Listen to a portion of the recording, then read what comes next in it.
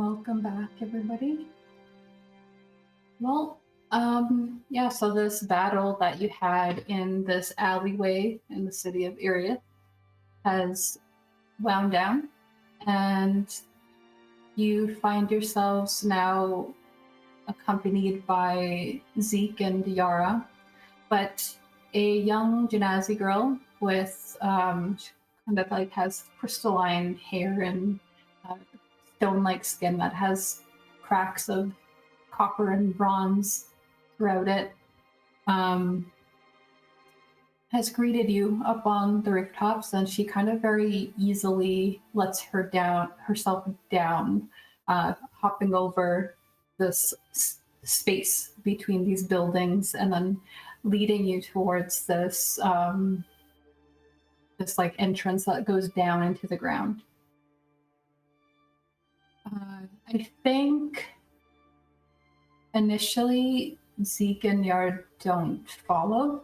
They kind of hesitate and stay, and Zeke is sort of checking up on Yara, who's kind of pushing him away a little bit, like she's fine. And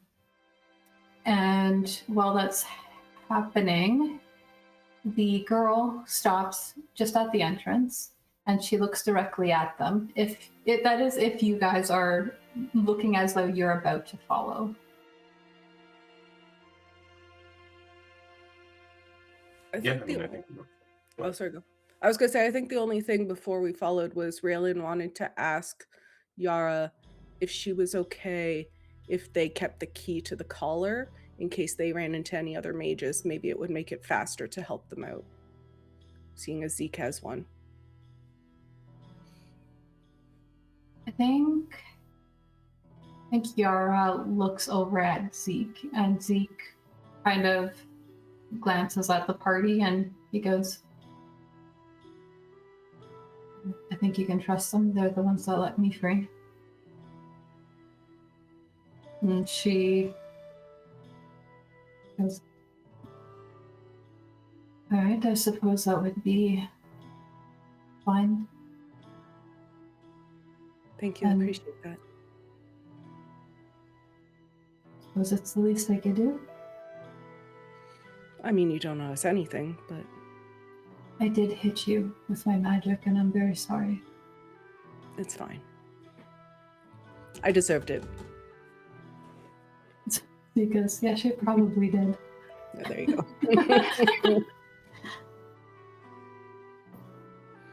Take care of yourself. Vail's gonna nudge her arm a little bit and just be like, there was some decent lightning, by the way.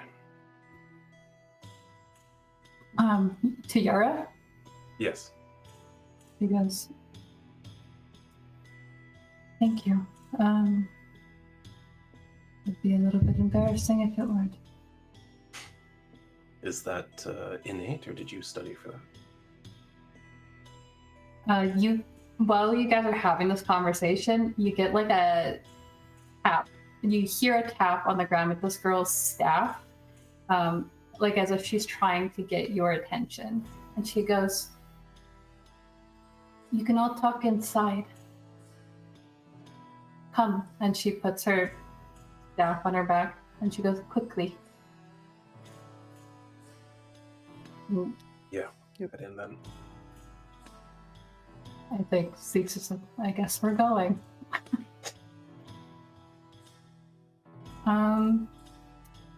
You do head in, and it's a while to get down the stairwell, and while that is happening, I think Yara does come up to actually answer Vail's question, though, once you guys are like out of the alley where all these bodies are.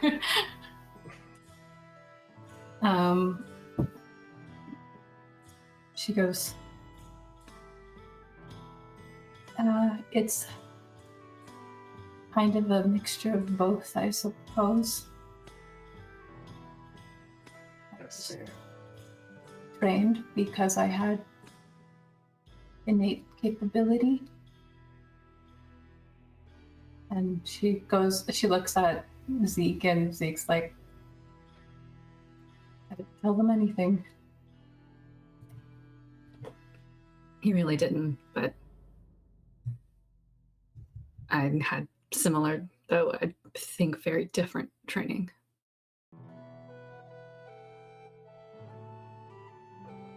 I run entirely on instinct.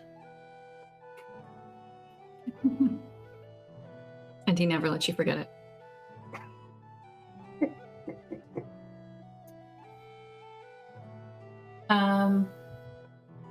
I think she tilts her head a little bit and she's like, that sounds more like what I do. She looks at Vale when she says that. But there's more to it. Interesting. This organization, do they target young people with an innate gift for magic? All of us were very similar.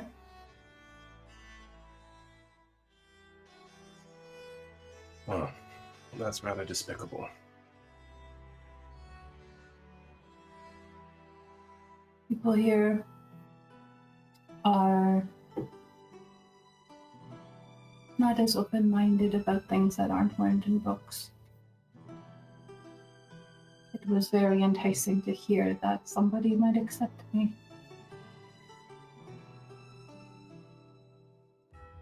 There are other places safe for people like us.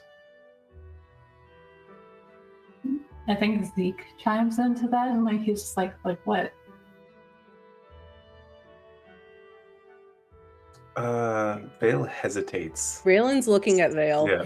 All right, No. keep your secrets. We can have to- talk when all we of have this is Tell over, maybe. them everything, but they don't have to tell us everything. Is what I'm learning from this group.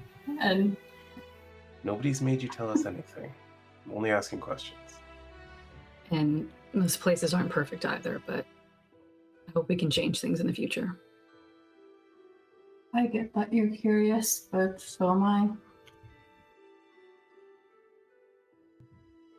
Offering a lot of things for who knows what. Why should I believe you guys? You shouldn't, to be honest. Yeah, you shouldn't yet. For your own livelihood. It's a very sad way to operate. I trust Yara with my entire life. You know her well. It's just kind of... I understand. We all need someone we can trust. Or just have something traumatic happen to you at the same time and that kind of sticks you together. That's true. There's that too. It's the fast track. You guys are going down this very wide stairwell that is, it started maybe like 5 foot in width, and then like you had to go like single file essentially, and then just kind of naturally and gradually it started to open up more and more until a couple of minutes down, like as you're having this conversation, you are now just in like what looks like just a large tower going deep into the ground, and the gap between where you're standing and the other like part of the stairwell reaches about 15 feet at this point, and the stairwell that you're on is about 10 feet wide itself. And this girl is leading you down, and you can hear footsteps coming upwards as well. And if you're curious enough to glance down, you see 2 other kids around her age, and she looks like she's maybe like 14-ish, like 14, 15 area.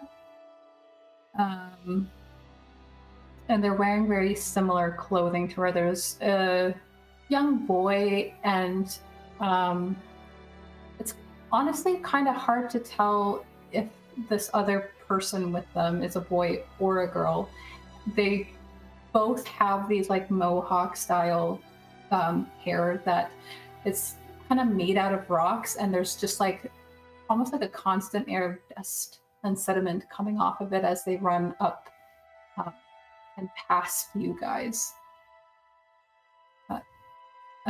She As they pass, she says something in primordial that only Nyra picks up, and she tells them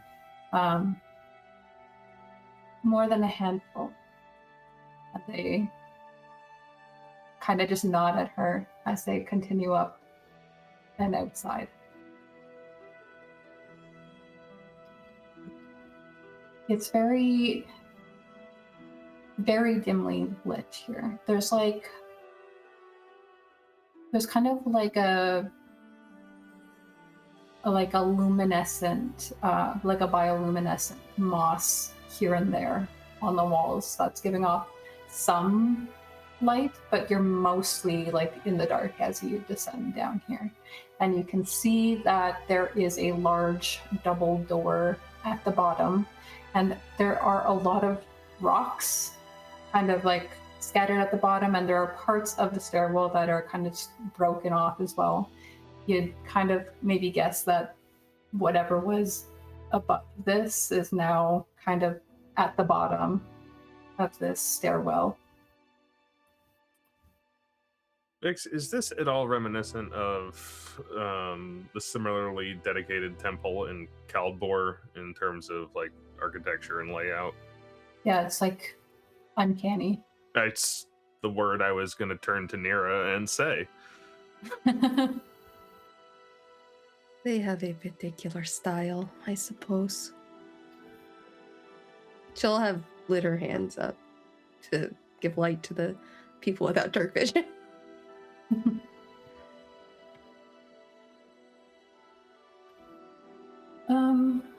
You're saying it looks just like the one in Kaldbor?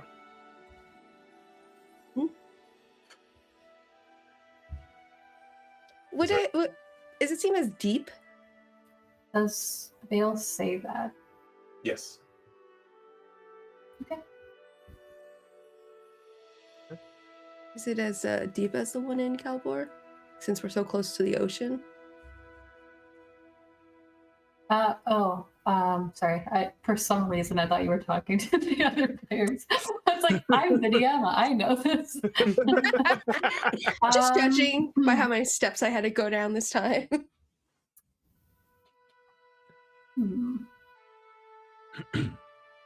It is. It's very deep. You would assume that you are very close to the large body of water that's near the city. One bad earthquake. And does any of this look like Raylan's vision, like her dream?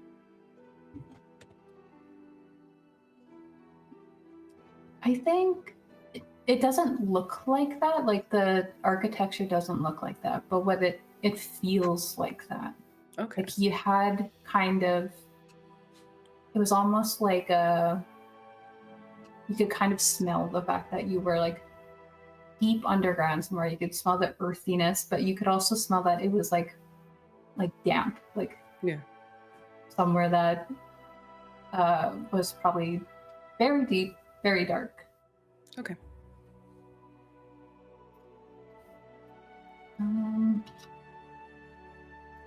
Is there anything else that you do have time to talk to Nyra or Zeke or this girl as you guys are going down? Is there anything else that you wanted to say before whatever's ahead of you? Nyra would try to introduce herself to the girl.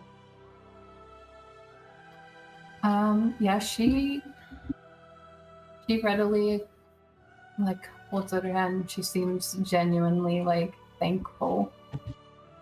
I think she'll take your hand and she'll shake it, and she looks at you with a very warm look that she also shoots to Leif, and she goes, "I'm sorry for the trouble, and thank you for everything that you did for me." And she looks at Leif. "Thank you for taking a chance on me." Sorry, who's talking to me? Nyra. Okay, I thought this was the Genasi girl. Yeah, I meant the Genasi girl, but that's So the girl? the girl. Okay. Sorry. Yeah, Really sweet. there are two girls here. Yes. So that was Yes. confusing to me. Fair enough. One name. We don't know the other name, so that's why I called her the girl. So what does she say to the girl then? And does she say it in common, or does she try to speak to her in primordial again? She knows she can speak in common, so she won't be like excluding the others because that feels rude. She'll just as they're starting to go down, she'll have given a little bow at the entrance and then looked to her and said, "My name is Nyra. What can I call you?" Are you going to use the name Nyra? Asking above Yes. table.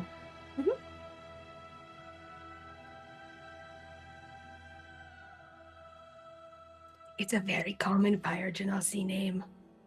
She goes, It just means flame. "You can call me Nella."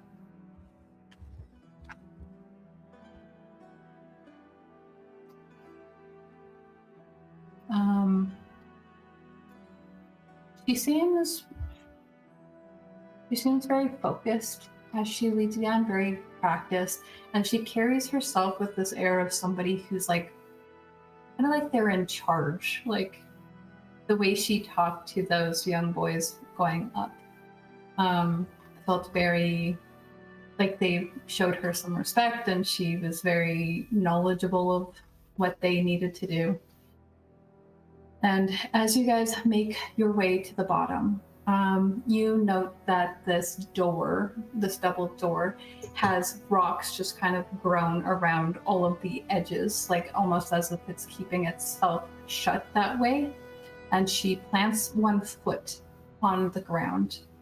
She kind of makes a marking with her staff on the ground, and the stone recedes away enough that it can enough that she can open the doorway with no problem. And when she does, immediately on the other side, you see this, it kind of looks like a reception hall, but very small.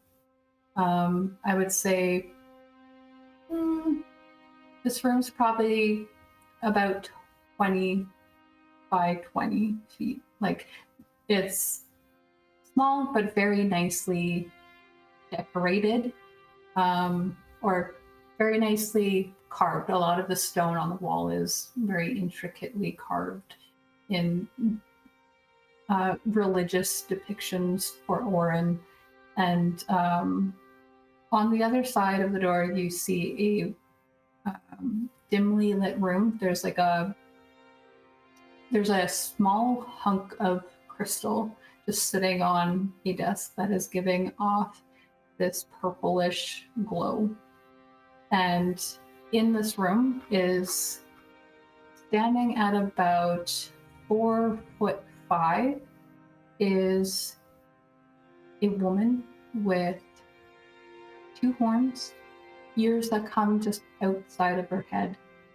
She has an odd facial structure to her that you guys have never seen before, and her skin is kind of like white on the forehead going down the nose.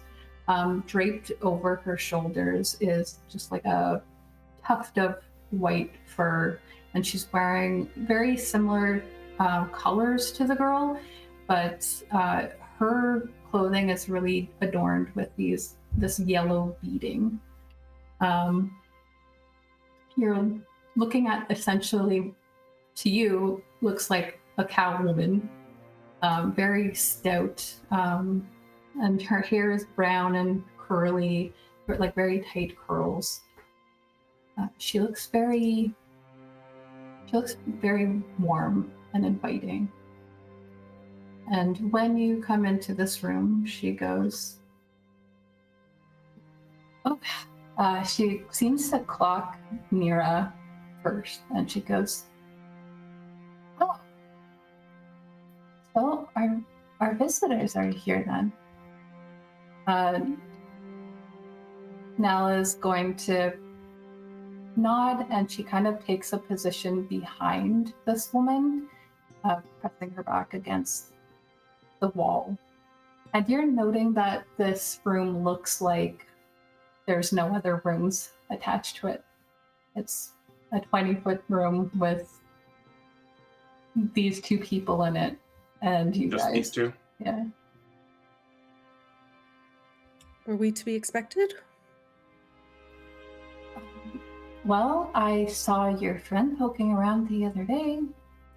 I figured she might be back. Understood.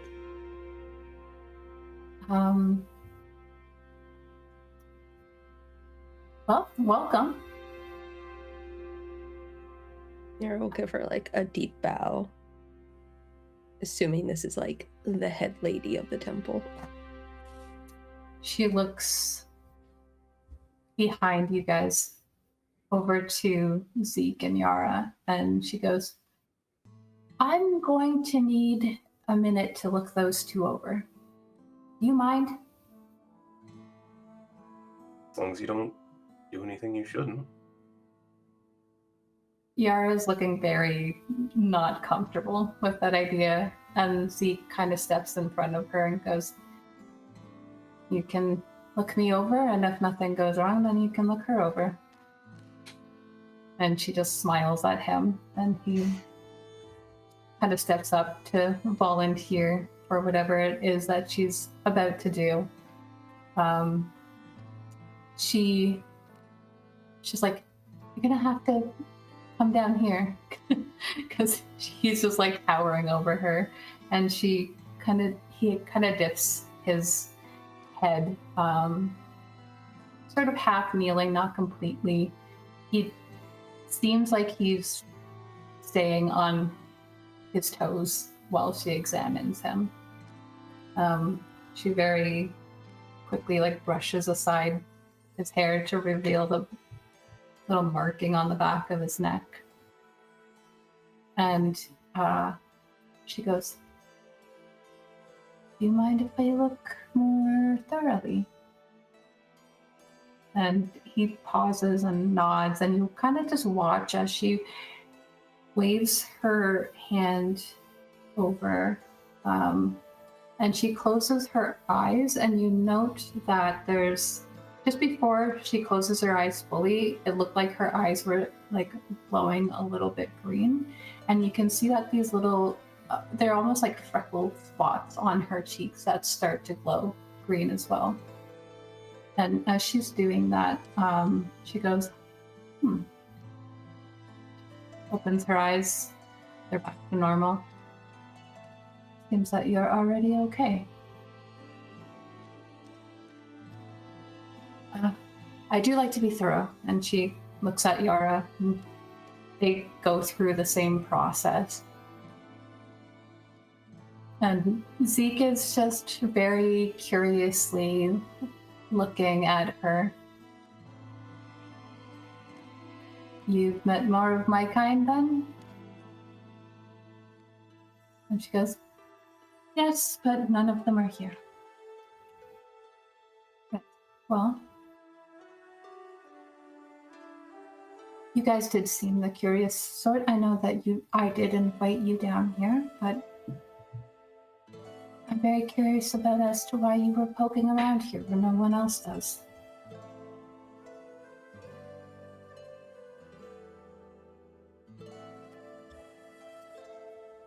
Nyra will sort of step up a little. We were looking for you, for followers of Orren, to speak with about what is plaguing him and the people of this place. She goes through an array of emotions, and you can see like her ear kind of like twitches on one side and then twitches up on the other as she's listening and taking this in. She's so cute. You're much more straightforward than I was expecting. That's refreshing. I'm sorry, I don't think we've made introductions yet. Here we are, getting ready to speak about everything we're here for, and I'm Tanea. Oh. Maybe I was wrong then. Huh? Maybe I was wrong then. Wrong about what? Your forthcomingness. That is her name. Is it? Yes. Interesting. She's going to look directly at Nyra, and she goes, "And what was your name?" You may call me Nyra. She holds out her hand to Nyra. "Very nice to meet you, Nyra. Friend, they call me the Moss Mother." Is there any magic at work here? How would you know that? I mean, I don't know. There's a number of ways one might determine such things, but can I see any magic at work is what I'm asking. You can't see anything happening. No. Nyra, does the Moss Mother sound from like a term ever used in at the other You've temple? never heard this before. I think we got into copyrighted music. How did you do that? Thanks. I was about to ask too. As much as I love that song, Mm-hmm. let's not get muted. Thank you. As she's shaking her hand, she'll say, Tanea is what she is choosing to go by here. It is a I can chosen name. I can It's one respect of that. my names. Well, Tanea. The rest of you are? What should I call you? Amelia. Pleasure. Pleasure. Vale will step forward and extend his hand. Vale of the Mystic Woods. That sort of catches her attention. And I guess you can call me Leif. It's literally our names. That's what I don't get. I'm confused. It's not your first name. But it is a name. If this world had birth certificates, it's on it. I don't think I knew that. It's my middle name. Yep, mine too. Even if this world had birth certificates, Vale wouldn't have one. Feywild issues birth certificates would be wild. It's not how you would introduce yourself back home. But she goes, right, well, I suppose that you've met Nala. Yes. Yeah. You're here to meet more like me. Yes. We have come far. I know that. This seems to be where the disease is the worst, or at least where the people have gathered.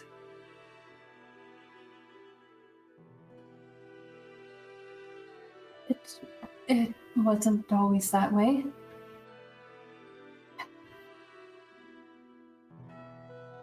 You really are here to help. That's what I'm gathering. You came all That's the way the here. intent. Yes. We want to help. I have made a vow to help you.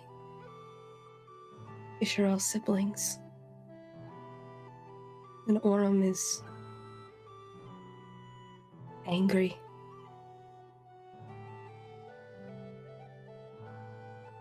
With good reason, and he's in pain. That's what it felt like. You felt it. Yes, he came to me in a dream, or at least something similar. Not exactly. I didn't see his form. She it seems like her instinct is to crowd your space. Okay. Forfeit We'll let it nothing. happen. You're against the wall. Yeah.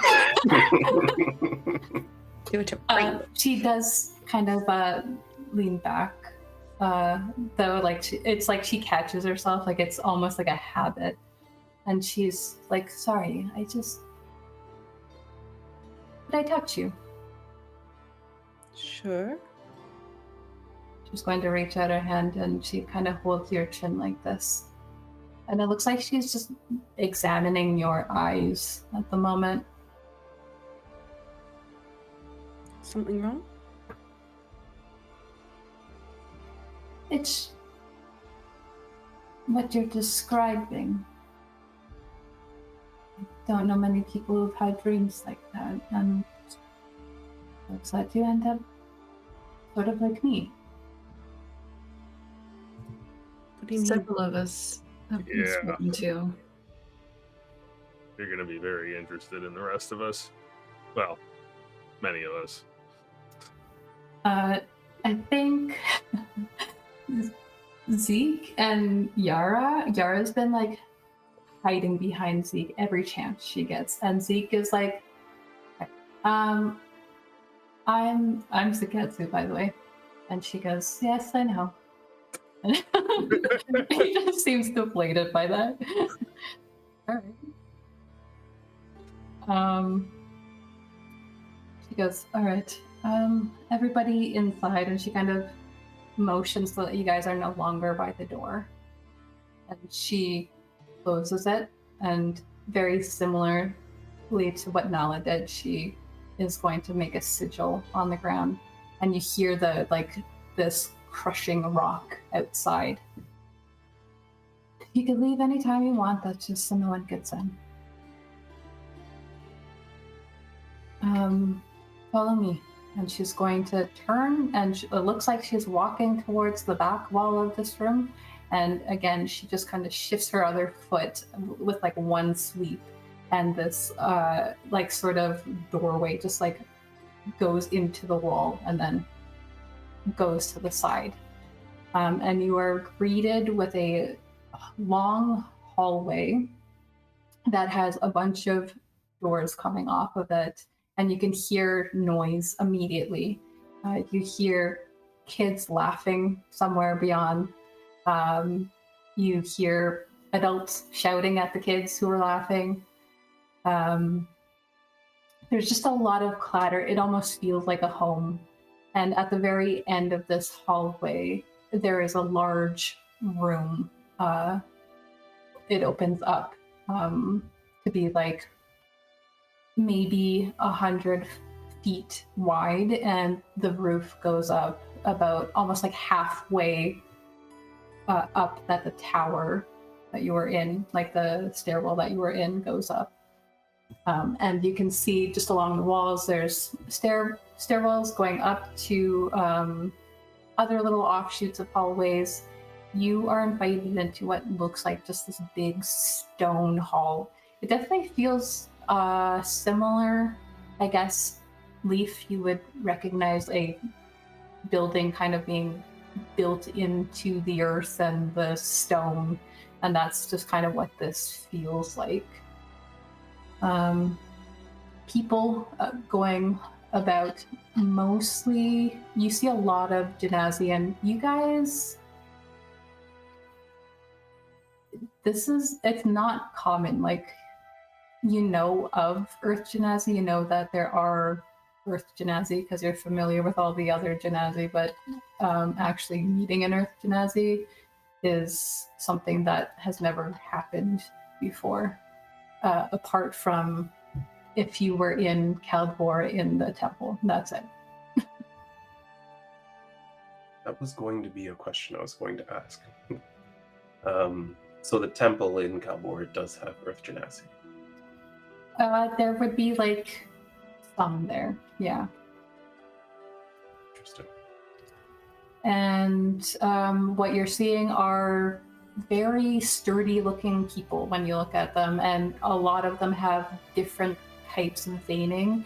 You see one that looks like they have the silver veining going all the way down their body. Some of them look like they have like a half stone face. You're seeing a lot of grays and browns and like an almost like off green color as well. You're seeing people with crystalline hair, big thick braids of it, and apart from that, there's a mixture of humans here as well. The humans here wear things that look like they might be worn in like a cold desert night. Like there's lots of layering going on, but very breezy clothing. Most of them have tattooing all up their arms and their face. It's almost like in similar design to some of the textures of skin that you're seeing on the Earth Genasi. It's like, it almost feels like it's almost honorary to them. And among them, you also see someone who kind of stands out way at the back, keeping a distance, but watching you guys as you walk through. A very pale-skinned drow with long white hair that goes all the way down to her feet. And she's wearing just black and very fitted clothing. But she, as you guys are going one way, she's kind of going the other way, but keeping a wide berth from you. Everyone seems curious, but not surprised that you're there. The kids are very curious about you. And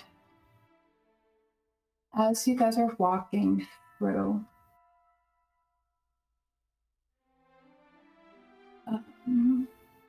Brenna says, welcome to Claiborne Manor. Our leader, Ulrich, will want to speak with all of you, I'm sure.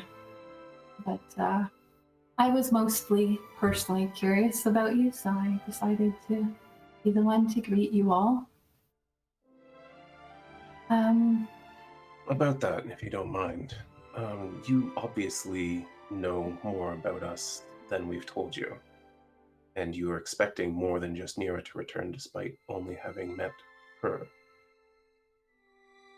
How is it you've come across this knowledge?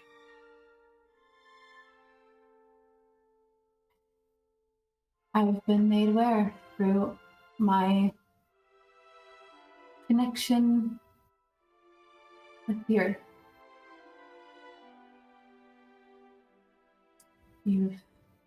I suppose you could liken it to a dream.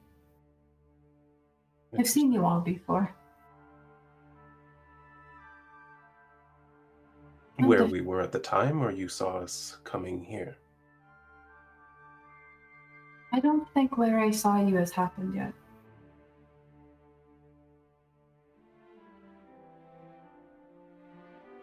Don't suppose you're going to fill us in on what that was?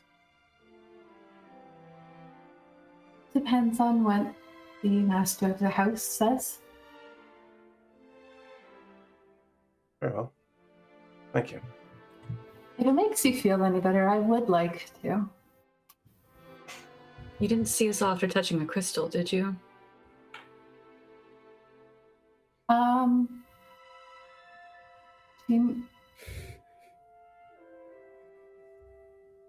She's going to, as you guys,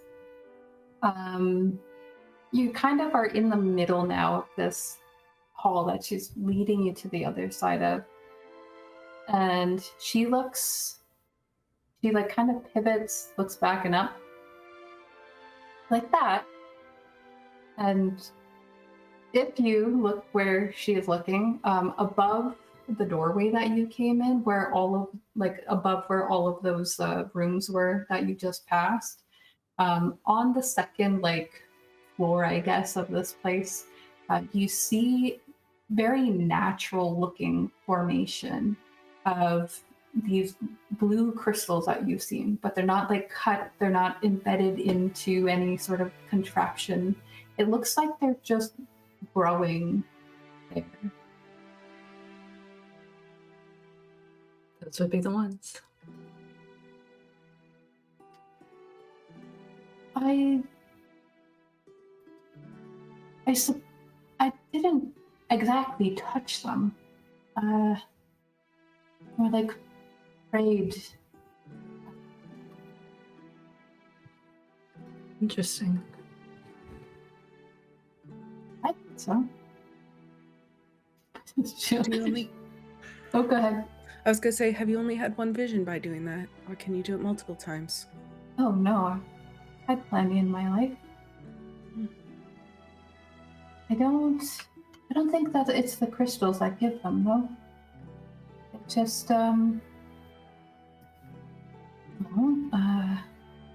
she looks at the two that she knows to be mages and goes, I suppose it's like when you're casting a spell and there's some sort of component involved with it. Do you think it would work for things beyond communing with Orren? Like what? Using other types of magic? Oh, it's like some sort of, like a focus. Perhaps.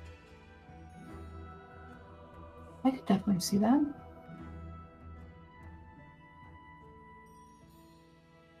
Interesting. If you say so. She's gonna turn and she continues leading you through this hall. Yara's kind of trailing behind, taking things in more. So there's like a 5-foot gap between her and Zeke. Zeke seems to be more following along with the party. He is kind of looking over the party and the woman, and she's looking like around at everything else. They're both assessing, but both different things. You are led to another set of double doors. These ones are much larger than the ones you came in from in the entrance. They're about twice the size. Very much, if you look at this and you're like, these are how doors should be made. This is Kaldbor style doorway.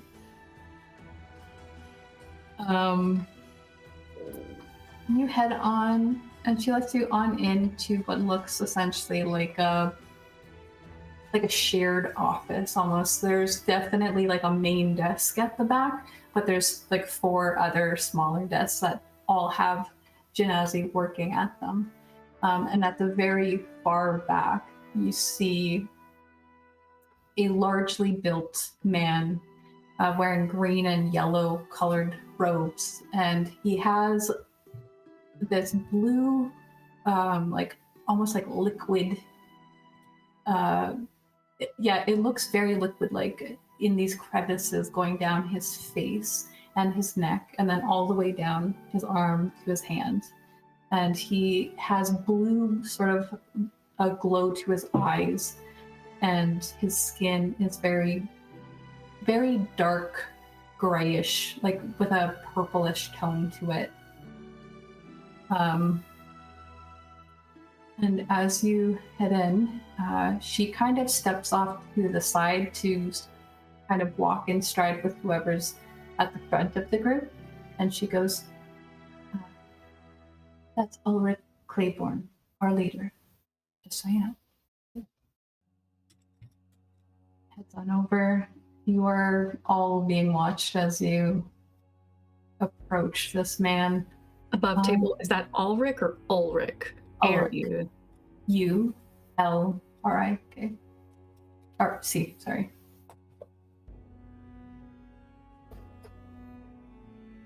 He looks very commanding, but he doesn't look like he's trying to be stern or anything. Definitely has this resting stone face. So you guys head over. Welcome in. And his voice kind of booms a little bit through the room. Thank you for having us. Thank you for not trying to harm my people. Ever. You'd be surprised. Or perhaps you wouldn't. I imagine that since you made it this far, that Brenna's curiosities have been satisfied about you, and she goes, I think I was right. They seem like they want to help. I don't know what their capabilities are. She kind of says meekly, like she didn't ask you guys what you could do to help. And so he kind of sweeps a gaze over the group and goes, I think starting with Yara, who's like on the end of this group and trying to be at the back, it's like calling that one person who's not raising their hand in class. He goes, and what is it that you all can do then? And he's very pointedly talking to her. Oh, come now, don't pick on the new kid. Vael step forward and stick his hand out. I'm Vael, and, well, there's pretty much no limit to what our group can do. It's very confident. It comes with that. backing. What's a backing? Oh. I suppose that Brenna hasn't just had provisions about just anyone, so I've got to trust. However, if people get word to come here, then I'll be pleased, of course. But we need all the help that we can get, and it seems like you already have involved yourself in the problem. Is that fair? Yeah. You are not wrong on any of those counts. In a couple of different ways, Leif coughs. Stop it. think.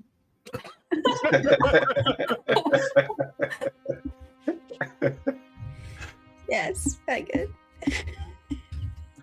Flawless.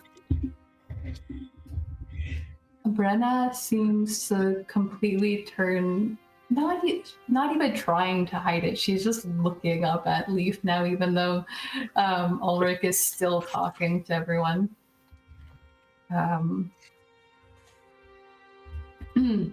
Right. Well,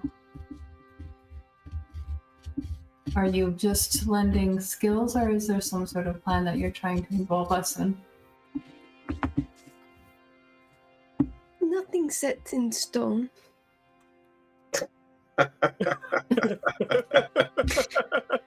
You get a chuckle from like 4 other guys in the back. Like all the other ones looking at the people.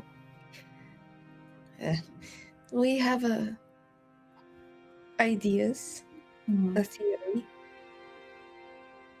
about what is happening, about why Orren is hurting, about why the people are hurting.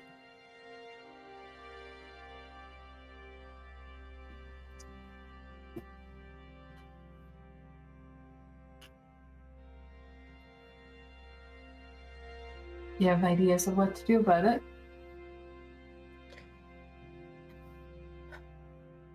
I don't know how to save them. And she looks at Leif. It is a curse and a disease.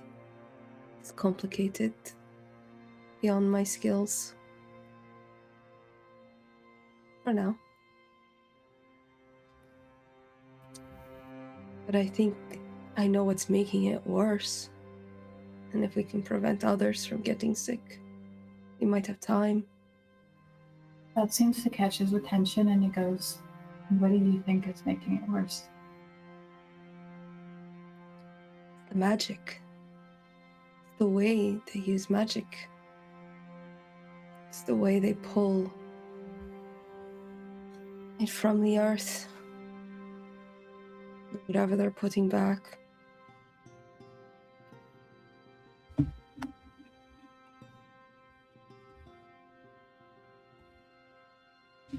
It's they have no... They put Aelris up on this pedestal, but don't pray to him, don't worship. They don't give thanks for what he is gifting or what they are taking from Orren, from the land.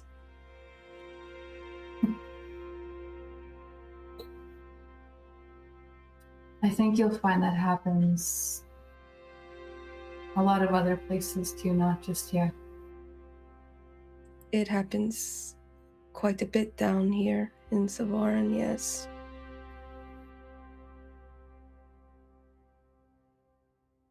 Did you know that magic isn't free? I'm not surprised. It's not my forte, though. You do wield it, yeah? I wield what Isharel blesses me.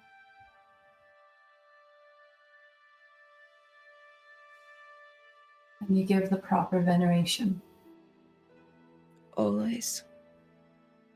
And I think that's the difference.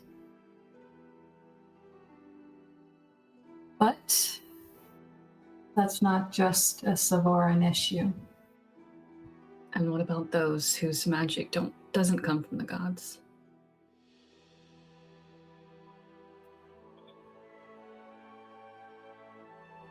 I think you'll find that no such thing exists.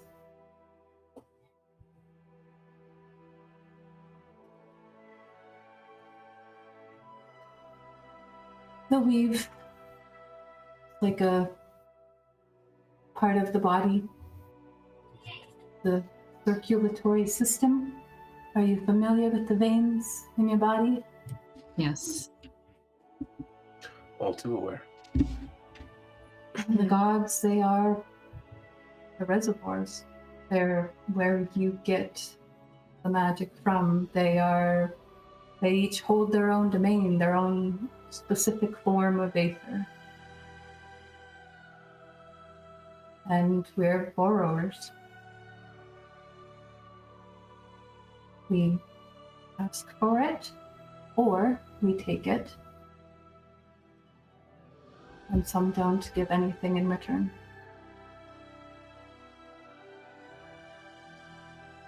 So we should all be giving veneration for our magic?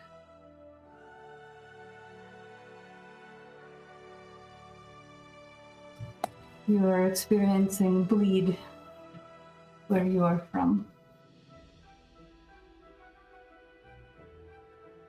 Yes?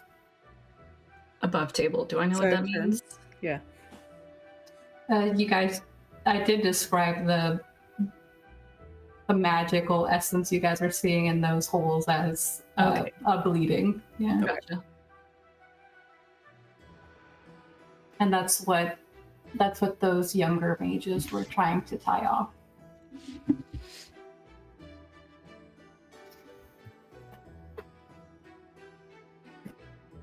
Yes, if you're going to take magic, you should do something in return for it.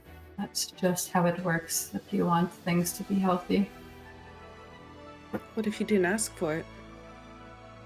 I was just thinking that. Is someone forcing you to use it? I don't know how to get rid of it. Well, just having it in your body doesn't hurt you. Or the gods. Tell that to my You find daughter. it kind of builds up unless I release it every now and then. She's looking at Vale like, no. I think Seek is kind of snickers at that. Just gonna kind of tap Vale with my foot, like. He's bit his tongue like 7 times in a row. Oh yeah. Oh yeah. Finally, that one, he was like, there's no way I'm not saying this. Well, at least you made your friend in the back of the class giggle. You and Zeke are gonna be besties.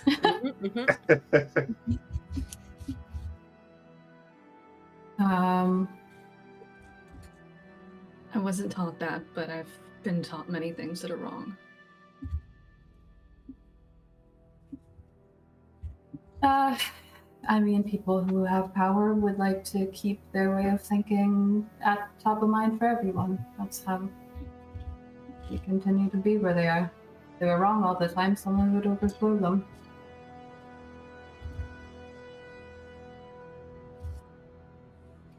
But it looks different for everyone. It can look like prayer, and he points to Brenna. It can look like manifesting the gods' most core aspects.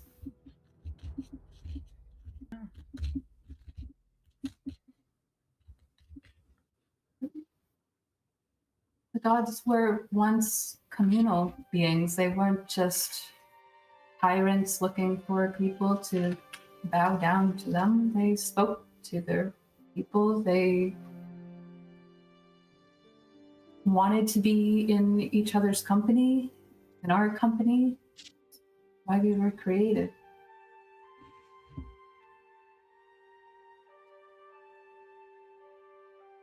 Could you imagine offering everything that someone needed and having them thank somebody else for it? So they've been reaching out to us now to get our attention, to fix things. I think you've already had their attention before that. That seems about right. I think I can guess which god you are perhaps affiliated with. Who is he looking at saying that? Saying that to Vale. I apologize, but I'm not affiliated with any god. That's the one who's pretended to be one before. I've never pretended to be a god, just dreamt of it. Called yourself one. A particular one. So did you.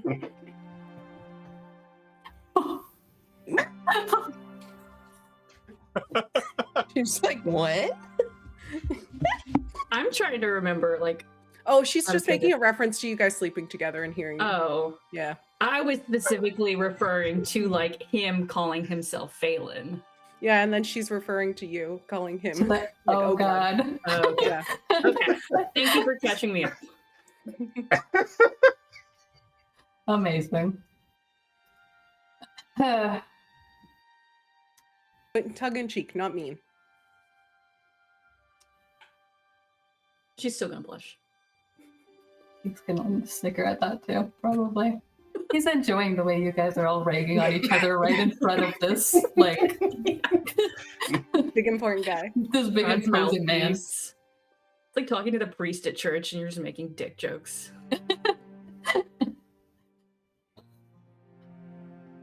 Right. It seems that you guys have an openness, at least, to having your way of thinking challenged, which is more than I can say about some people around here.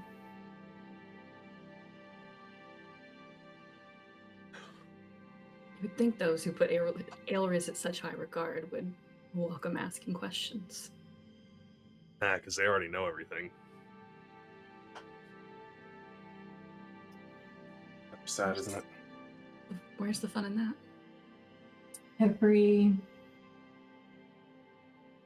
Every aspect of every god could be construed or misconstrued in the worst way. Much knowledge, being so in touch with the earth and nature that you cut yourself off from society itself, equally as harmful and not contributing to the world.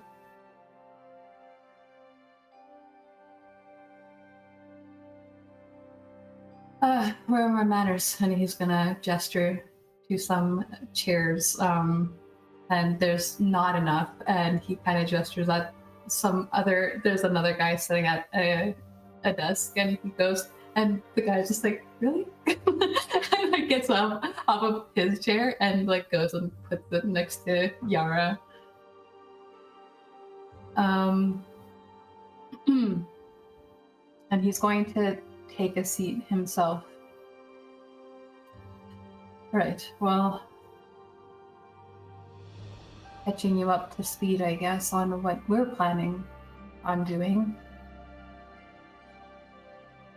or what we have been doing, and I think now we need to change our plan because we've learned new things.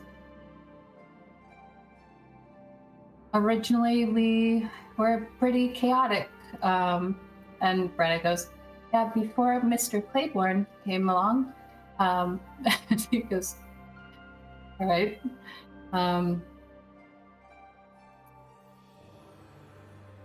I think everyone had their own idea of how to deal with it. Some were a little bit more forceful and zealous about it, and we've had a lot of breaking off of smaller factions over the last year or so.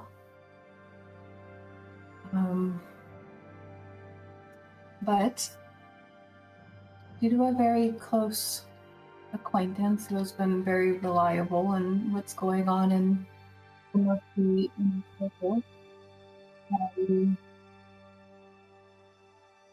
seem to have lost You're your garbly. voice. mine? Yes, you're better now. Okay. Did you hear all that? No. He was saying that they need to change what they're doing because they have some person who's kind of like higher up in status who's been giving them new information that has changed the way they're approaching things. I want to try to get Raelynn's attention. Sorry, are you tilting your head because you can't hear me again, or No. I okay? want to try to catch Raylan's eye and just mouth, is he in the book? I can look. She'll pull out Kemi's black book. Because I don't want to drop Kemi's name if he's not talking about Kemi. Ulrich? Ulrich's not in the book. Okay.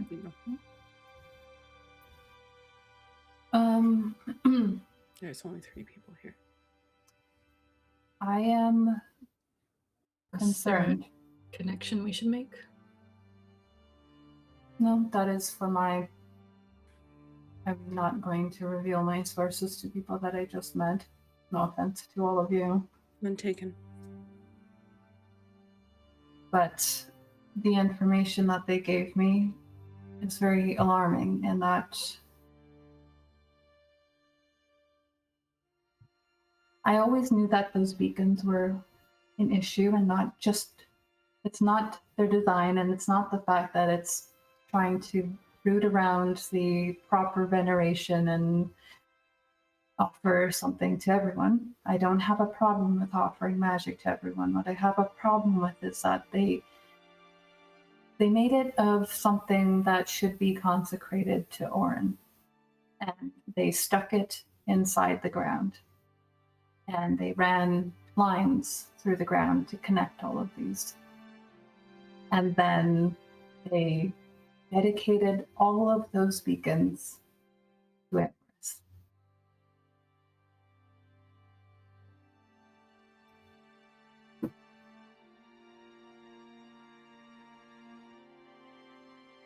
There is a lot of power and belief and prayer and connection. I'm sure all of you know that. And I think this one is bleeding something dry and trying to return it to the wrong place.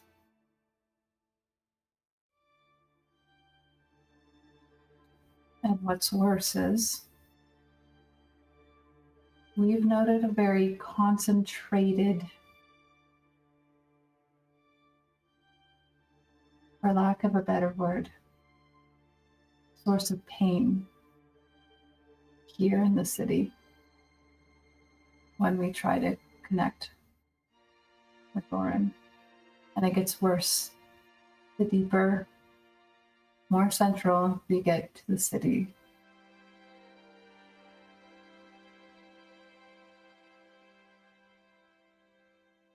Near the big beacon.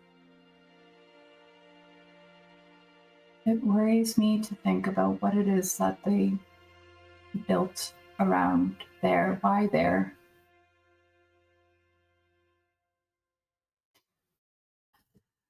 Of course, it's extremely dangerous to deal with, though.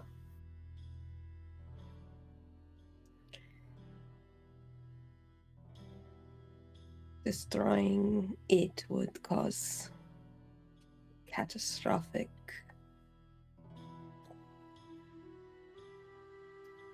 You're aware. And they're not fun to be near when they.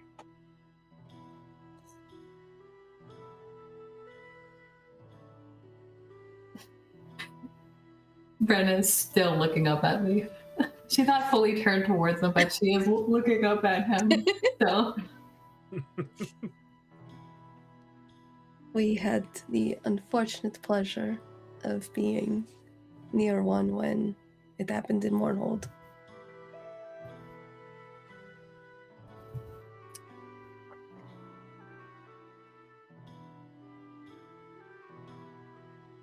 Brenna goes, "Are you going to tell them?" Well, now you have to. It's a sort of crazy thought we had. You're aware of gods, so maybe you're aware of the concept of a god showing up in a form that's more comprehensible to us. A visage of sorts. A visage. Some call it an avatar. Yeah.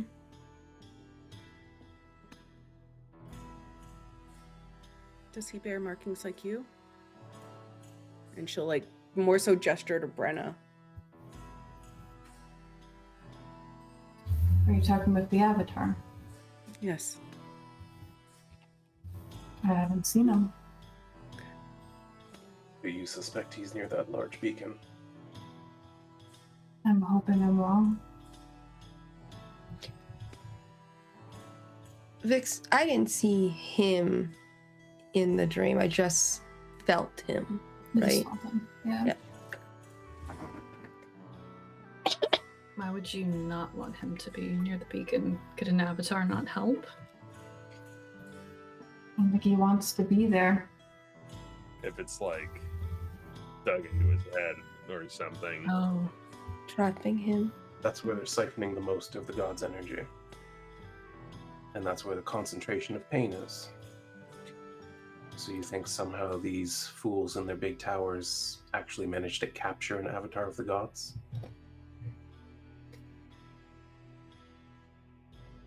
I said it was a crazy idea. In Mournhold, they had tunnels below tunnels, part of the original system to make their ley lines connect. Is there something similar here? A way to get there underground? I don't think that they buried the ones that they used to connect all of the beacons. So there should be something remaining. What if instead of attacking the hub, you attack the spokes? So there's less feeding into the hub. That would be good temporarily. It would buy time to deal with other issues, for sure. Is destruction the only way, or do we have other options? We are currently forming a plan and are open to ideas. However, my concern with avatars is that they're an extension of the actual god themselves, and if they're pinning one here to siphon magic out of it, I'm worried about what's happening to the rest of the body, so to speak. Part of me has thought maybe just cutting off the arm might be the best way to go, but I imagine that will be painful still. It would be the most detrimental to the people doing it as well. There's that to consider.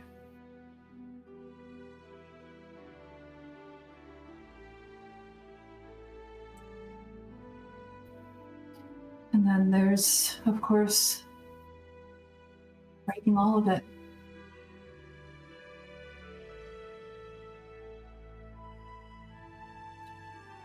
It took them 100 years or so to get over what happened in at the Shattered Stair. Do you not think that could be poisoning things as well?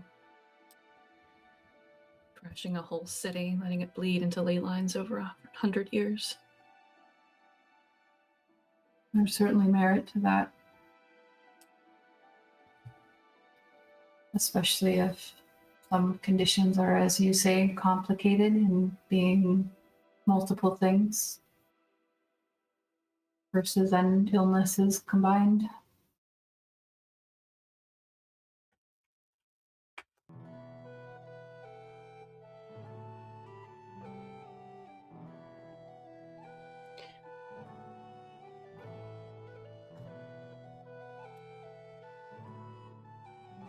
So if we didn't walk into your manor,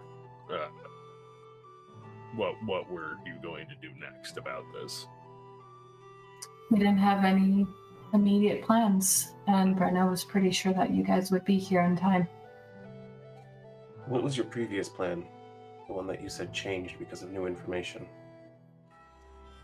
Destroying just the beacons didn't seem to really help all that much. It seemed to hurt people around, maybe make some problems worse. We didn't have all the information. Sorry. Just said we didn't have all the information. And if I told you I could take out the big one, would you be able to clear the area around it of people?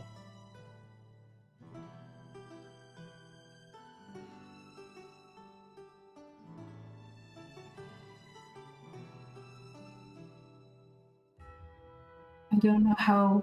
Wait, did you guys say how large the blast was, or just that it would be large? We didn't give specifics. Yeah, we just said it. So then, I okay, think so then he does ask how large of an area are we talking about? David did the math. I don't remember what it was. Well, it's pretty large.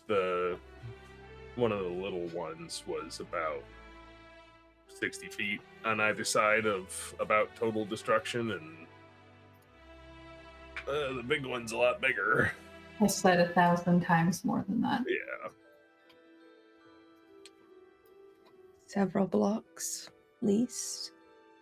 A little bit. If we're going by radius, it's a little bit more than a mile on either side.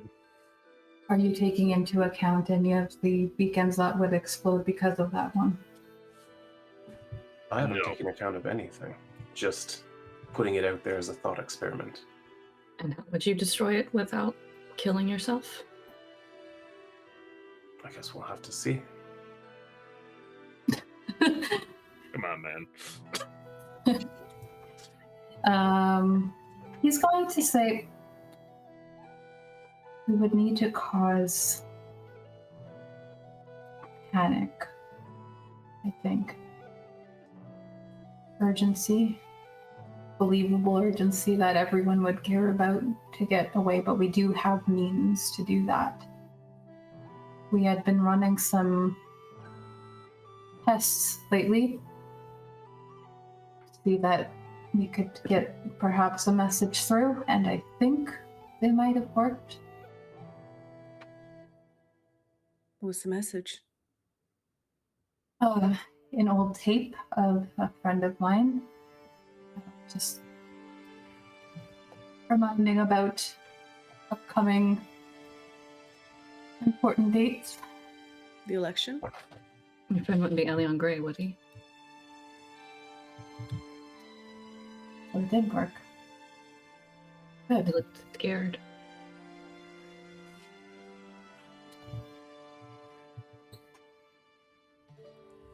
Yeah. And how do you plan to move the sick? We're just moving past the scared thing. Does Vael say that? Yep. He wasn't doing his job against or of his own will.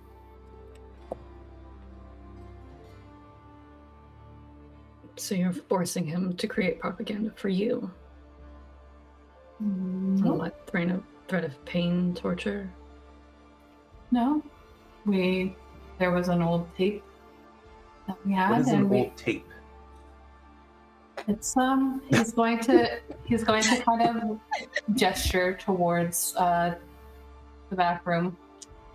All right, I guess I'll have to show you everything. And he's going to say, follow me. We learn about tapes and recordings and so exciting stuff. I think Raylan's looking at Zeke and Nyra and just like trying to brush it off, like just kidding. He knows what a tape is, kind of thing. Because like this is very much like giving away that we're not from here. I think they already got that part. I know, but Braylon is always very like paranoid and trying her hardest while everyone else is like, I'm Vael, I'm Nyra, I'm whatever. And she's like, what? We didn't talk about this. He's leading you towards what, again, just look, this one you can see a little bit more clearly. There are like crevices in the wall. You've gauged that maybe if this one is a door that he's leading you through, that there's another one on the other side of the room. As he plants his foot, moves that aside. And you're greeted with what looks like essentially a lounge. Like there's velvet curtains and there's plush pillows, and it looks very much like what Vasha's setup was in that like sort of speakeasy.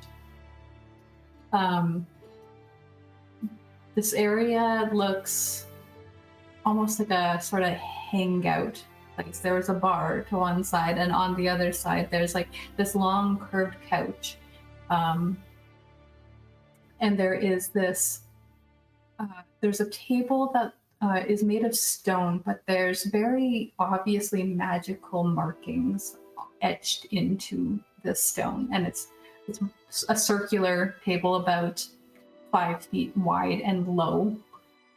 It looks essentially like if you were sitting on the couch and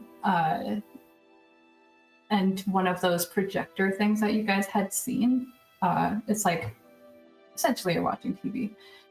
And over on that couch is someone who strikes you as very familiar looking. This red-headed elf dressed in very fine greens and golds is sitting there relaxing, reading a book. Just kind of very, very much lounging comfortably, and sits up easily when you guys enter the room. Seems very much like they are comfortable with the fact that really only the Genasi seem to be able, and the people who work here seem to be able to open the doors. So sitting up, tucks a strand of hair behind his ear, sets his book aside, gestures to the party, and then to the man. And this would be Raelynn. One forged by power and unity. Is that code for Orren's followers? You kind of laughs. So you've seen my latest show then? Right. Well, they don't seem to know a lot about what a recording is or a tape. Can you please show them? And he goes, oh, wonderful. I was bored. And gets up, walking very gingerly, like this man is dainty as hell. The door closes behind you.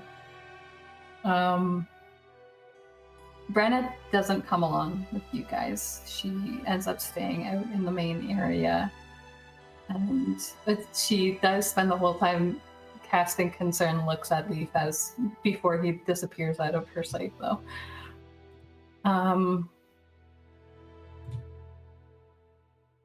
And Zeke goes, actually, they're just kidding about that. They know exactly what that is.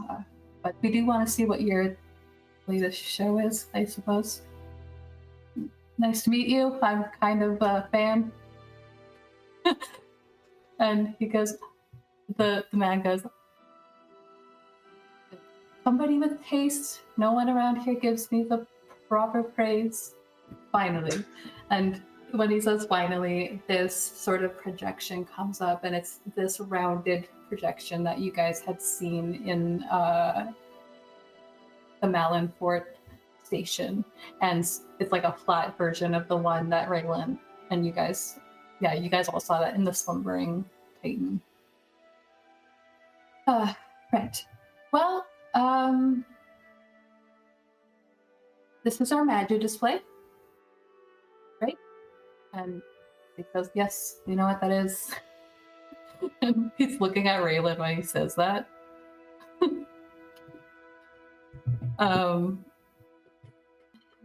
And he's going to kind of go where there's like this sort of seam all the way around the stone table, and he pushes it in a little bit, and you can hear just like a mechanical like movement in the table as stone scrapes against stone. And it slides just enough that he can kind of slip his hand inside, and when he does, you're seeing like a disc that has arcane markings, and these ones look. Raelynn would know this because she's been taking note of all of the markings that you guys have been going around seeing. This one looks like it is like it belongs to the markings from Mournhold.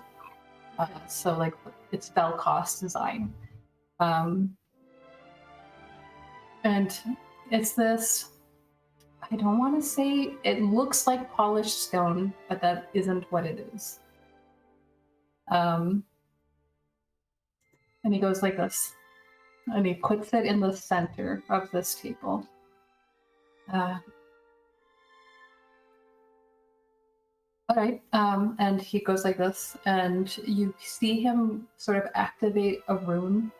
You note now that he's wearing one of those mage bracelets, but this bracelet is very obviously chipped and cracked and broken. It's almost like he did that intentionally and is wearing it now as an accessory. And he pulls out this long strand.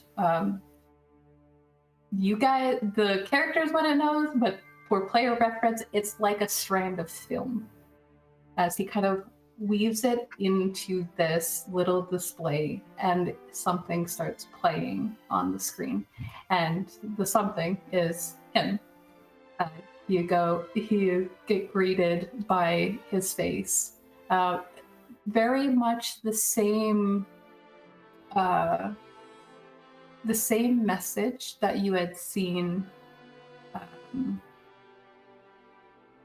But I think now that you look closer at it, it looks like there is a message stitched inside of another message. Like it very much looks as though he tried to dress himself up in the same way, but the middle of the message is different. Like this part is new, the one where he's reporting on the advancement of the Headgareth troops. Everything else, old. We've been playing around for the last month or so. See if we can discreetly, covertly, once in a while, relay things. We haven't relayed anything important yet. But when the day comes, when we're ready to make our move, we want to be able to alert everybody.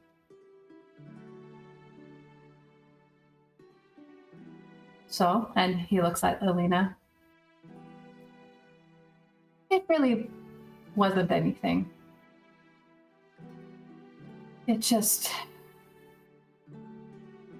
needed to sound like nothing.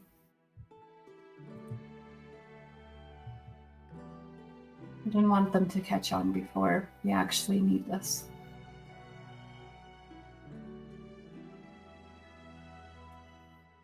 How many people do you think you could actually move to action with some sort of covert message? Well, we were thinking that when the time came, it wouldn't be covert. Ah, I see. Stir up a mass panic and have people evacuate.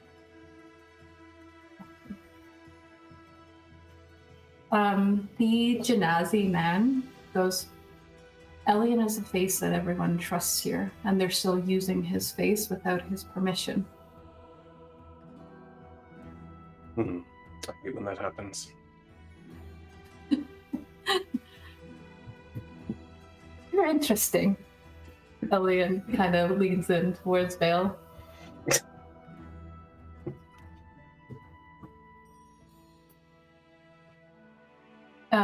He goes, they thought that I was holding you here. I'm sorry that I brought them in here. And he goes, I've been bored out of my mind. I'm completely fine with all of this. Well, after we saw the end of your message, I'm rather glad to see you're actually safe. You seemed rather alarmed at the end of it. Yes. Well, I was being forced to do a lot of work, and then some big burly man showed up in the room that I was recording in one day and kind of gestures over to the Claymore man. It was startling. But you That let was me the day go. of your rescue. Exactly. Interesting. I'm glad it all worked out. They didn't want to keep that tape, of course, for reasons.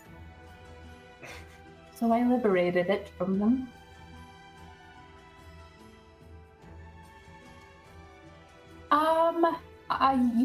You got my name. What is all of your names? And he just kind of, I think, very, very overtly, he gives his hand like this to Vale.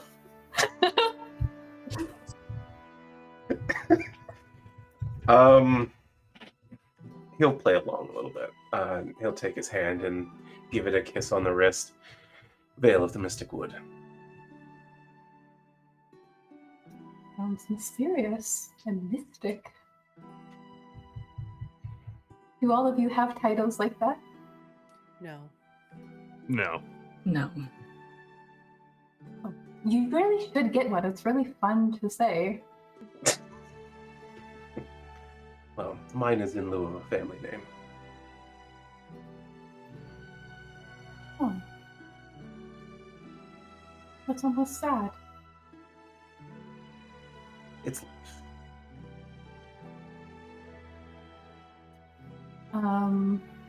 No, I won't say that.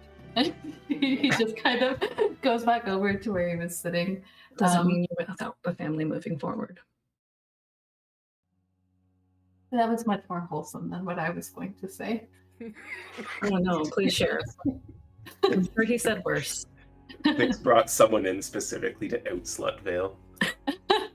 Yeah, well, Vale's not being slutty anymore. I had to have one slut in my game. Everyone, do you have time to sit? What time is it in game? You guys have been here for about an hour already. You are getting, like, depending on how long you think you'll need to shop before you go to Brienne's. Plus, it's like a couple hours to get there, right? About Well, 2 hours. we were supposed to be picked up at the seamstress at 2. But I'll still need time to shop. It still takes you 2 hours to get back to that part of town. Mm-hmm. But again, that's 5 hours. So if you cut out 3 hours, you have 2 hours total. Unfortunately, we do have another arm of the mission. One a bit more covert. Do you stay here regularly? Can we find you again? This is my place. Yes. Obviously, he didn't decorate this place. I can tell. It's beautiful. Well, since we can't stay, might I offer you something to ease your boredom for a moment? I think you would be the one to get an opinion from. This sounds fabulous. What is it? My outfit for this evening. And Alina is gonna like very Hunger Games twirl as she twirls and like the dress changes. She's gonna lay it on for this guy and kind of like match his energy and twirl and let her dress change into what she has envisioned for the evening. He's walking around you, a little bit of a hairpiece going here, and he like kind of, you feel like a ripple of magic by your ear, but you're not able to see yourself at the moment. But everyone else sees like, it's kind of like this gold feather. Yeah, like a gold feather that almost looks like a leaf as well. Piece that goes like up around your hair and then curves back around your ear. And he does some braiding, and he's like walking around you, helping you out here. I'll look at Raelynn as he starts talking about the hair. It's fine. She's not gonna say it's bad in front of him. I'm sure it looks lovely. Well, I'm assuming he's not the one doing it. Like he's put in this little thing, but he's talking about like how to arrange it later. Was my understanding. Oh, okay. Then yeah, I'll It was keep more track. of like a mental notes. He's using minor illusion at the moment, Okay. just for reference, as he's placing these pieces on her, and as soon as he takes his hand away, it's gone. I think you guys have all had a keen eye for fashion. You're going to the higher up parties. Not all of us work best on the battlefield. Sometimes the battlefield also exists in a ballroom. I have to agree, and I now kind of feel like Ulrich brought you here just to torment me because I miss them. This wasn't meant to torment, it was meant to... No, I can't think of the right word, but... I'm thoroughly entertained. It does hurt my heart a bit. This time of year is always more extravagant, and I have to sit on the sidelines. It's all very sad, really. Are But you here not as a prisoner, but as a way to be protected? no one knows that I'm here. And we are trying to keep it that way for as long as we can.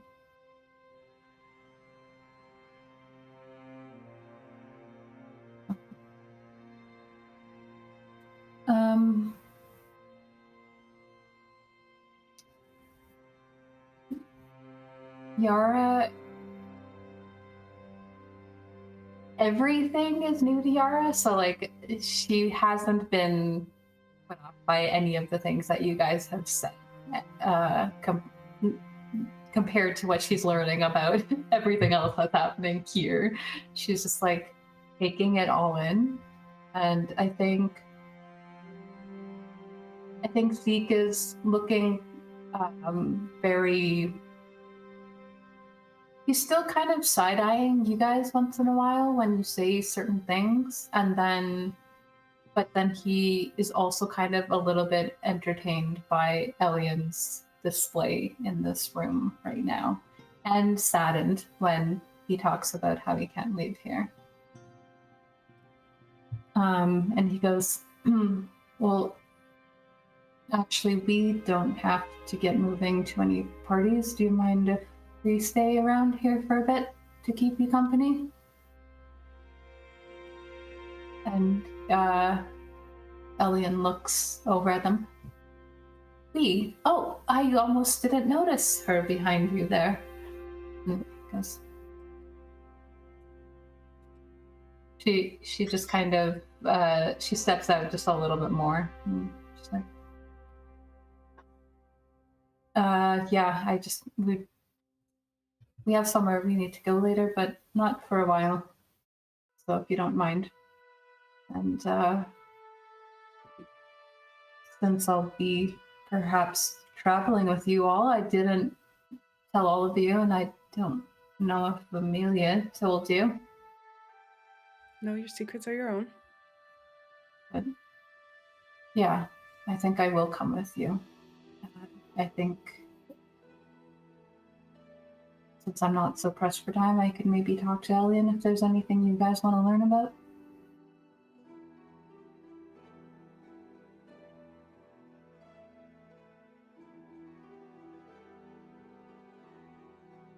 Well, there's a whole world of things we need to learn about. Anything before you have to leave here? Anyone we need to keep an eye out for at this party? Raelynn's eyes just go wide. Which party are you going to?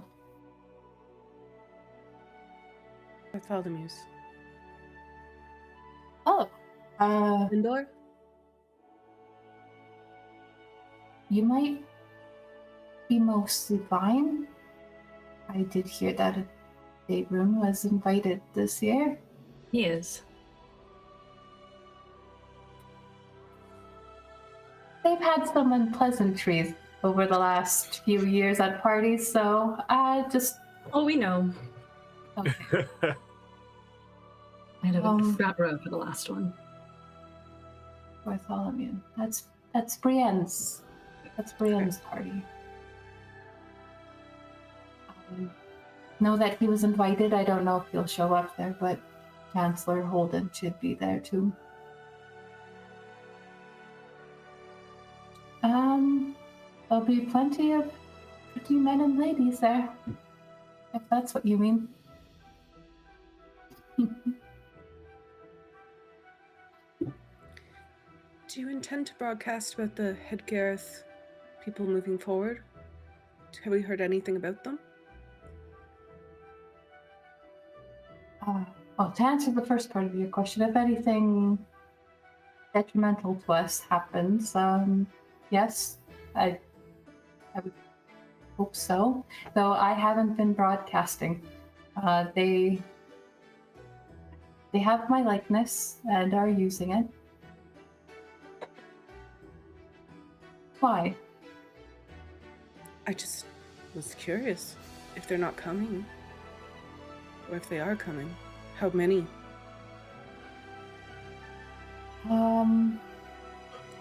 He looks over at Ulrich and goes, "Yes, Ulrich, how many? What's going on out there?" He just sighs. We're aware that they've been pressing into the Valkas borders, and they've taken at least 5 of their forts now. I kind of thought they would be trying to go for Mournhold, but it seems like they're skirting around that. I just want to make sure it doesn't interfere with your plans. If there's anything we could do to hold them off on our way. Well, if you guys are planning to do something crazy to the beacons, you might want to Bring them in. sure, Take as many out as we can. if that's what you wish to do. Noted.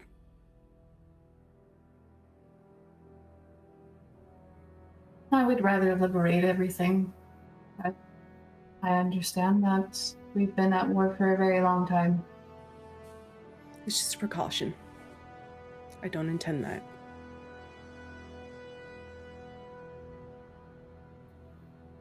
I think I'm gonna do something.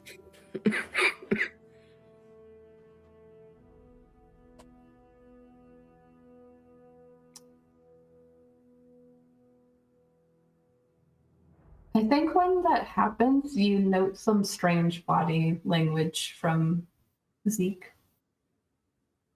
He kind of,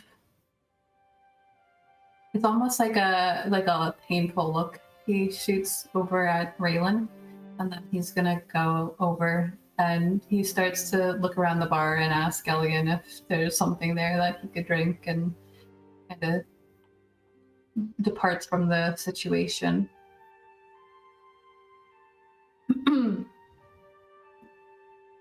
Well, we will know if you guys come to this territory again. Did you want to visit?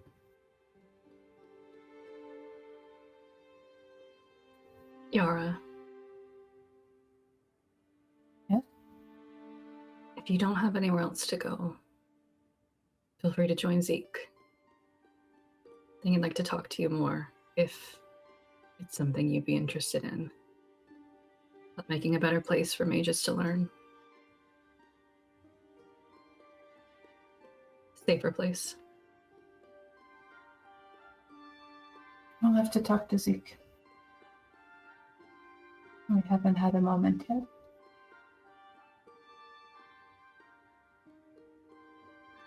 She almost looks mad when she walks away. Like, it's not directed at you. She like goes towards the bar and she's now shooting daggers at Zeke. What do you mean going with you? But if you guys have nothing else that you want to like immediately ask here, you have kind of unlocked this part of the city for yourself to return to at a future time. And I think as you guys are we leaving?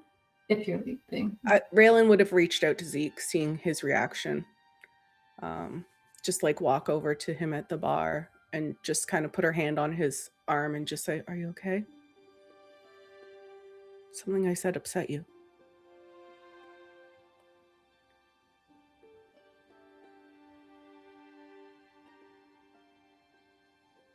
He flicks a glance over her, and he is visibly like upset, but then he seems to mask it pretty well. But you've already clocked the being upset part of it, so it doesn't really matter. And he goes, "I'm just surprised by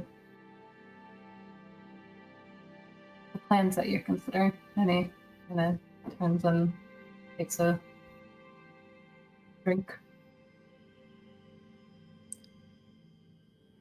Apparently you have plans for this evening. I was going to ask if you are free to discuss them, but if you have any time this evening where you're not with Yara, do you think you'd make time for me? You're not gonna make me stand in another boring line, are you? Well, I mean, it depends. You seem to have fun. And I would have said yes even if you said yes to that. I'll come after the party. We have much to discuss. You know what I'm saying? I do. She'll just like pat his arm again and just walk out with the rest of the group. No chit chat. Right. Yeah. You guys leave, and Yara kind of takes your place at the bar. You leave, and she kind of slides in just past you. And you head out. And once you head out into the street after the long walk up, you're escorted out again by the same girl. And she says, "Do you have fun meeting my dad?" He is a very nice man. Yes. She has a little bit more of a childish skip in her step now that you've like met her dad, like you wanted to make a good impression sort of thing. And when you head out into the street of the city, you note that the alleyways have been cleaned up of all of the bodies that were there. There's like no trace of them. and she lets you guys leave. And when you kind of know where are my horses, they're those two boys that were sent out there. They're kind of petting and playing with them just very gently, and it looks kind of similarly to when you saw Orren talking to some of the animals. That's what they are doing. And when you guys leave, you note that she is now walking up along the tops of the rooftops, and you guys head back north into the city, or actually south into the city. And we'll take a break there. Sorry for holding you hostage here for the last 20 minutes, but you want to fight? Yes. All right. Well, we'll fight. We're gonna fight on break. We'll see who comes back. Very nice segue, David. Thank you. That was smooth as hell.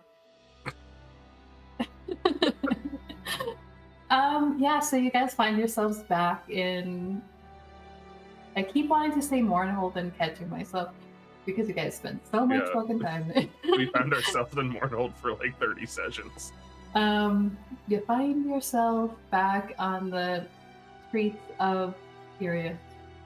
You get back to some of the main roads fairly easily, quickly. You're traveling by horse. You know that it's a couple of hours through the town. Going straight to this harrow and hem shop. Where's the giant beacon in relation to the shop? I know we were kind of we had sort of a weird haphazard plan of getting around the city. It was because in order to get to the temples, you had to go north, and then the beacons and the shop were both south of your hotel. And right. Okay. So yeah, we're going past the hotel all the way to the shop. And is the shop first or is the beacon first? And how close are they together? They're gonna make this difficult for you. You're going down this main street. They split off. One way is the shop, one way is the beacon. They're both about maybe I'd say the shop's 5 blocks away and the beacon's 8 blocks the other way. Okay, that's not too bad. And what time is it when we get to that T-junction? So what did I say? You left at 9? Or it was 9 o'clock at the start of this session, right? Yeah. Spent an hour or so there? Yeah. Then it's around noon, a bit after noon, because it's a little over 2 hours to get through the city one way. Okay, so we have 2 hours until we're picked up there. Yeah, and you're being picked up at the shop. So if you wanted to do the beacon first and then go to the shop and get picked up there. Everyone okay with checking out the large beacon first? No? That's fine. I think it's important we know what we're dealing with. And on the 2-hour walk, just tell me how much to subtract, and I'll buy everyone street food that we can walk and eat. Can we find kebabs again? I will note that it's going to be expensive as hell because Mournhold was cheaper. Still gotta eat. All right. I have quite a bit of gold. Well, no, never mind. That's silver. I looked at the wrong number. But You pulled me. We'll go with 8 each.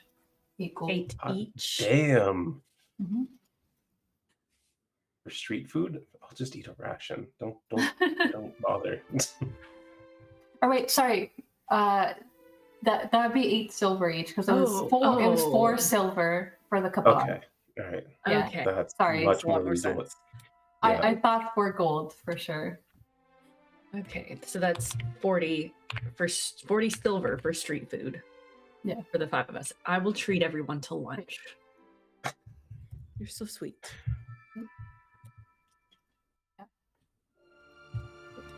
Well, thank you, Alina. That certainly beats the dried foods in the 10 boxes I'm carrying around. If we're in a city, let's eat like we're in a city.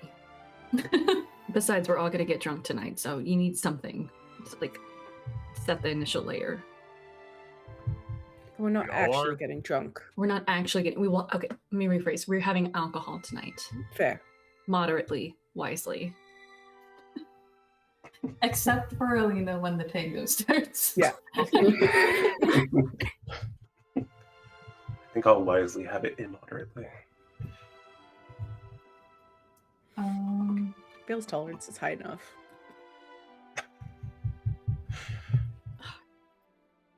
Fails just gonna get really drunk and get like super sweet and be like, "Alina, I love you so much." It's Did you worth just noting say- he's been drinking every single night, and no one has seen him properly drunk. Yeah.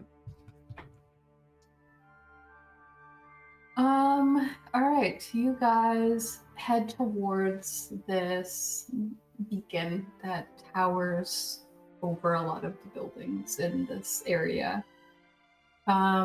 It's sort of set up to, if any of you have been to one of those sort of, tower sort of landmarks like the Tower or any of the other kind of towers like it, there's like the whole area around it is kind of cleared out for, it's not like touristy, but there is like a park there. I mean, there are Areas- families going up to the top of the beacon No. and doing the 360 restaurant, and There's none of that. They have a new thing where they connect a cable to you and you walk around the outside of it. that's where I wanted to go. And this beacon is in the center of a tall tower. The way that the other larger beacons were, they kind of had a chain, like a very thick chain fence going around it at like waist height. And this one instead has these very tall metallic, it's almost like a bracket, it feels like, along the ground, up one side on 4 of the edges going up. And then where these brackets end on the ground have this like fence going around it. You note that there are forge-bound who stay near the larger beacons. You've seen that in your travels through like the wild parts of the country. And here there's one on each of these 4 corners. They are, instead of being dormant, they are currently doing a patrol one way, and then they switch, and then they go along the other way, and they always come back here to this little it kind of seemed like their little house where they stay for the night to be protected from the elements. Can we see inside that structure? Is it Yeah, open? yeah, you can see the beacons. It's almost like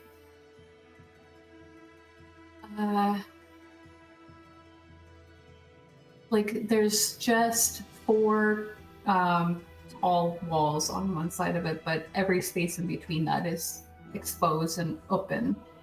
But you can feel the arcane energy coming off of these things, like as if they might be protecting it. One thing I meant specifically the shelter that the forge-bound. oh yeah, it's like a gazebo. Is there anything that like resembles any sort of like charging station, like we know the batteries of the train have to go to? Yeah, there's a crystal on the top of each of one of these gazebos, and it's like double-ended, poking out one end, and then it's also inside as well. Okay, good to know. That's the only thing on it that looks magical. One thing you will note that unlike any of the other beacons that you saw, this one doesn't have any sort of system where people are coming up to put the magic back into it. It's just self-contained and protected by these 4 things. And there is There are military people here, but there's like military everywhere in the city. It doesn't seem concentrated here, but it does seem like there's an intentional patrol by this area at least. Is there like out front, like a park space or something like cleared away so people can like sit? Nyra, we should sit and eat our food for a moment, yes? Sure. Do you sense something? I want to see if you do. That was what I was hoping as well. As we've been like approaching closer to this thing, like when Raelynn was at the train station and she saw the big like crystal, she kind of felt it. Is she feeling things the closer she gets to it?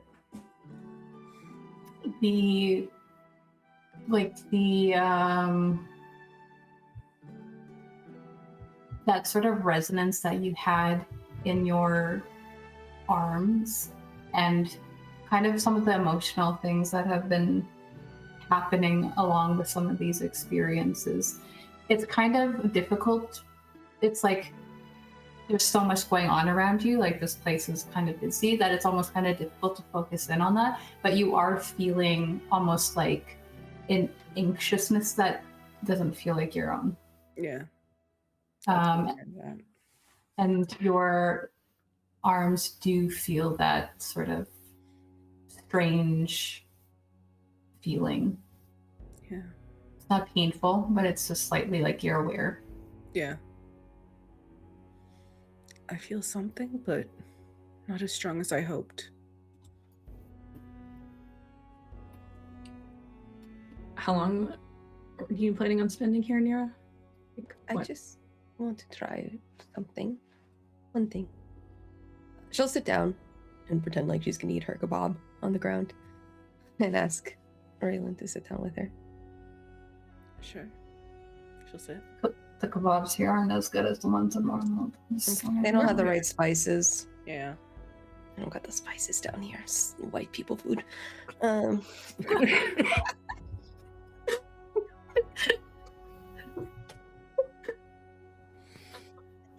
Okay, now that I hurt myself laughing,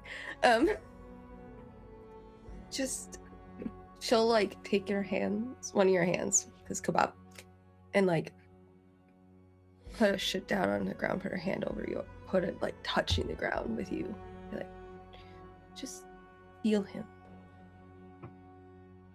She'll put her hand on the ground. I feel grass. No, think of him. Think of what you saw in your vision. Raelynn will just look at, like, she's gonna look at Nyra, but she's gonna let her eyes kind of like gloss over, so she's not actually focused on her, but she doesn't want to close her eyes in public because that's weird. So she's just gonna try and focus on the vision she had. Give me a... Did I make Leif roll a religion check when he was trying this? I think I did. Yeah, give me a religion check in the tower. I think he got it with advantage because I was helping. Oh, then yeah, that I'll give the same benefit to Raelynn. Sure. Hopefully. Are you keeping your eyes open, or are you closing them and picturing like how does Raelynn respond to her direction? So she would have like looked at Nyra's face, but just lets her eyes gloss over, so she's not really focused on anything. She's just kind of in her own mind's eye picturing the dream. Roll me a wisdom saving throw, and that can be out in the open. Okay. Oh, I'm so wise. Hold on. I did the ability one. That's the wrong one. You have 3 advantages if you... Oh my god! Yes! I'm so wise. You are! Unless you didn't want to pass. I lose my leg. Still wise. You're still wise. You feel something pulling, like you're feeling the grass right now, and you feel your whole body tense, especially that feeling in your arm. It just causes your whole arm to tense up as you clutch the grass underneath your hand. You kind of feel your mind being pulled back and your senses, like you can kind of feel and hear everything from that place that you were in for just a moment. And you feel yourself being pulled into it. And you kind of just, as a reaction, just kind of pull yourself out of it because it's so startling. But I think when you do, you feel that in the same way that you had this sort of protective force come up over you, you feel that same sort of energy almost like rooting your hand to the ground in place for just a moment.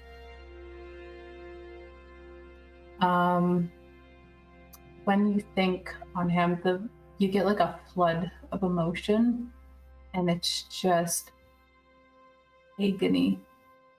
It hurts. It's painful. I think tears are just silently like falling from her eyes. She's not controlling it. You can feel that undertone of anger, but it's almost like now it's exasperated. It's tired of that anger almost.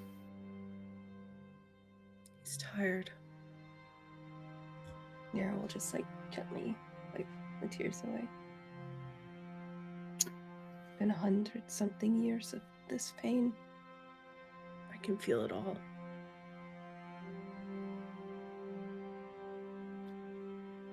I think they might be right.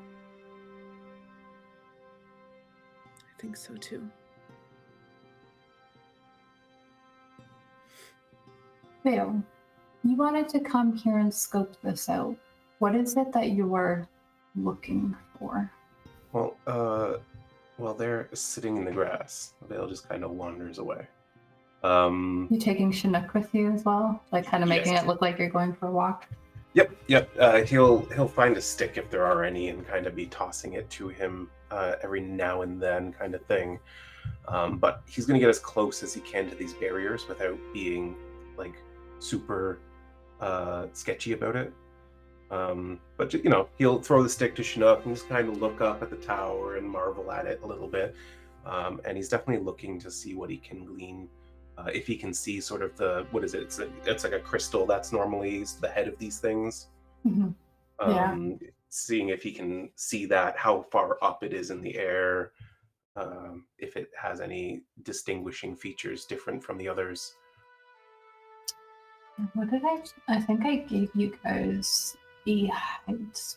I'll just say for now it's over 100 feet tall, the crystal itself. If I have to correct myself after, I will. But yeah, it's over 100 feet tall. That's... Sorry, the crystal is 100 feet tall, or it's 100 feet in the air? It's 100 feet tall. Okay. Like the crystal itself. So the crystal is seriously massive. Yeah.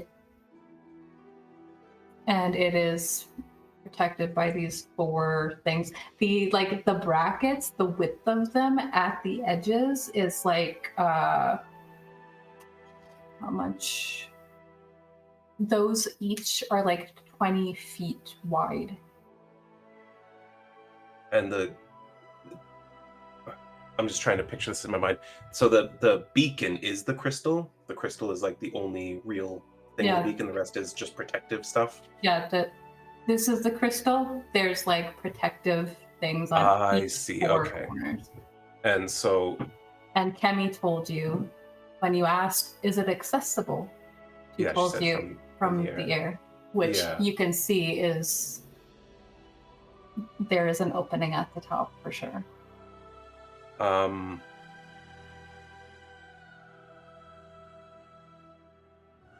I see how the brackets are 20 feet high? But is there 20 feet wide. 20 feet wide. How high are they? They go about as high as the crystal. Oh, okay, so they're actually 100 feet high. Mhm. at least. Okay, good to know. And I will say, when you're looking around, there's definitely on all of the beacons there's some sort of bracketing in the ground. Like there, you definitely know that there's more beneath the ground. And what you note is that there's definitely some sort of maintenance or things being checked on here, because depending on how long you stay, like you're only staying to eat your food real quick and then leaving, right? So like 15 minutes ish. Sure. Yeah. Scoping out that area, you probably see that there is somebody who is able to enter through there.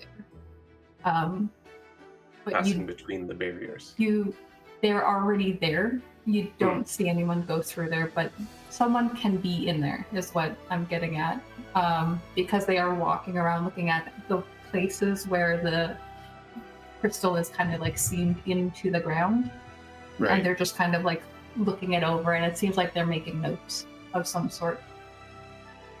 Do they have anything overtly on their person that looks like it might be like arcane in nature, something that might resonate with these barriers? You definitely see a lot of things on them, on like their hip. Can you give me a perception or investigation check on the tower? Yeah, I'll give you a perception.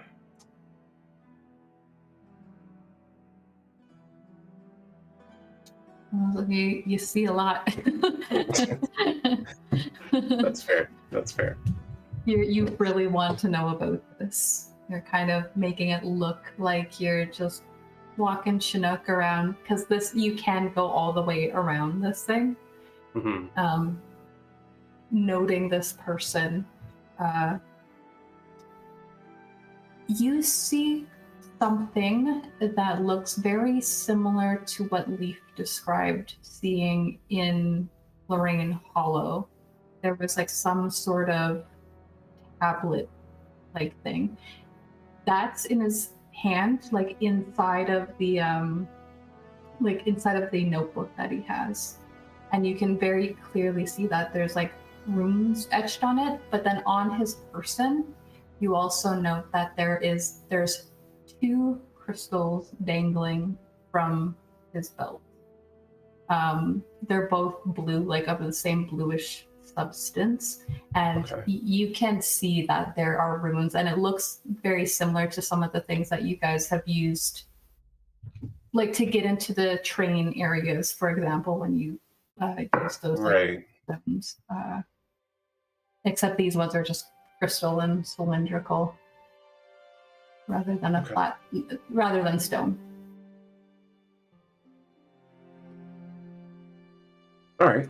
I think that satisfies my curiosity for now. If we're staying for about 15 minutes, there is something I want to do while I eat my kebab. Okay. With this new push towards Aelris, and also Aelris gets all the credit, and there's a huge power imbalance, and that's a big reason for this. I want Alina to... Okay, so imagine part of spell work is kind of akin to like solving a math problem, because again, she's a big nerd. I want her to pull out one of her spell books and kind of like a math kid would do problems for fun, as a kind of way to like let their mind wander, is gonna do some spell stuff while letting her mind, for the first time, less like abstractedly meditate on Aelris, and kind of like very casually for talking to a god, just kind of be like, so what's up with that? So you're kind of taking joy in knowledge is what you're going for. Roll me.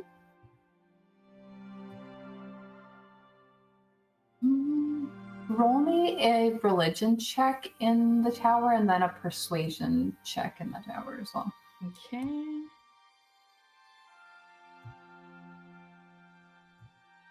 Because Raelynn is going to really dig into this Orren part, but it's an Orren and an Aelris piece here. So if we can look at both pieces of the puzzle.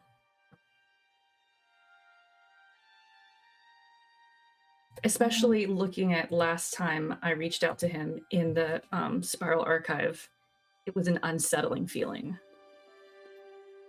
Mm-hmm.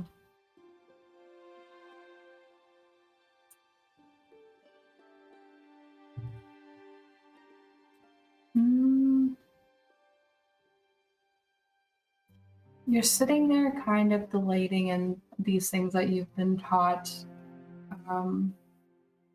through the sisterhood and through and just being out here on the road. And I mean, you've been learning how to essentially be innately magic through what you're doing through Windress's notes and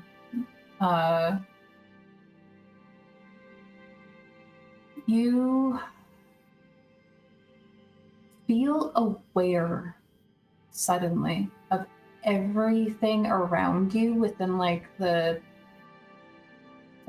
within about 15 or 20 feet. You cut out 15 or 20 feet, is that what you said? Yeah, 15 or 20 feet of you.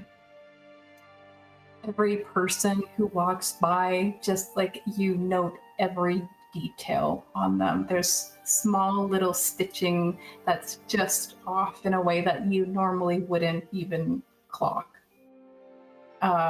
It's like you're taking in a bunch of information at once. And it causes you to sort of catch your breath.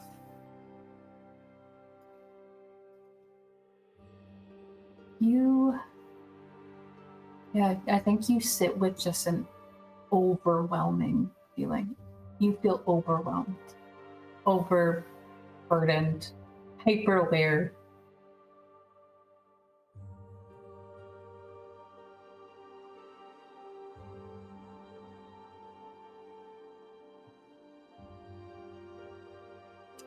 And Alina is someone who's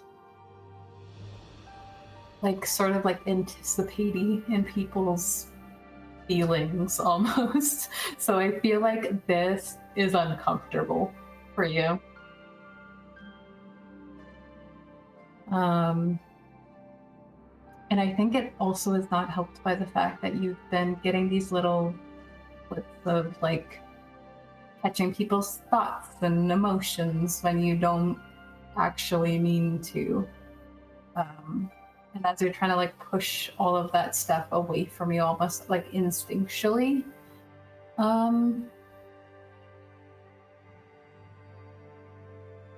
give me a wisdom saving throw. Out in the open? Yeah.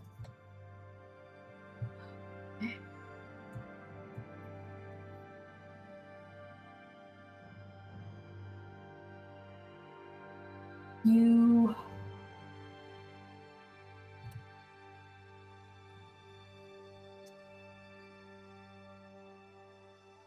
What is your spell save DC?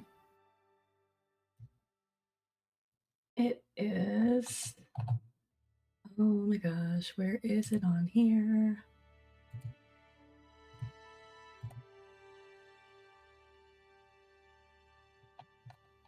And I need Leif, Raelynn, It's Nyra. Wisdom 16. I need you to make a intelligence saving throw DC 16.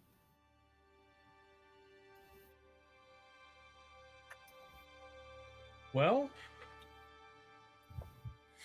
Can I use my inspiration? oh, good. I'm gonna use that better. too. I don't think I can do good though. I fail. This, as you try to push these overwhelming thoughts out of your mind, you feel you're very familiar with psychic energy at this point. You feel this burst of psychic energy just kind of erupt from you, and everyone else feels just like sudden migraine in your head. Oh. And Raelynn and Leif, you take is it rounded down or up? Or half? That's 5. I usually round up. So you guys take 3 then, and Nyra, you take 5 psychic damage. Definitely. And Vale is walking back as you guys you finished your prayer, and it's almost timed uncannily, and you have no way of knowing that it was from Alina. You come out of this like sort of prayer, and you feel this in your mind, and from a distance, Vale, you just see everybody respond to something suddenly that you don't see. Do I know that I've like pushed it into their minds? You would know that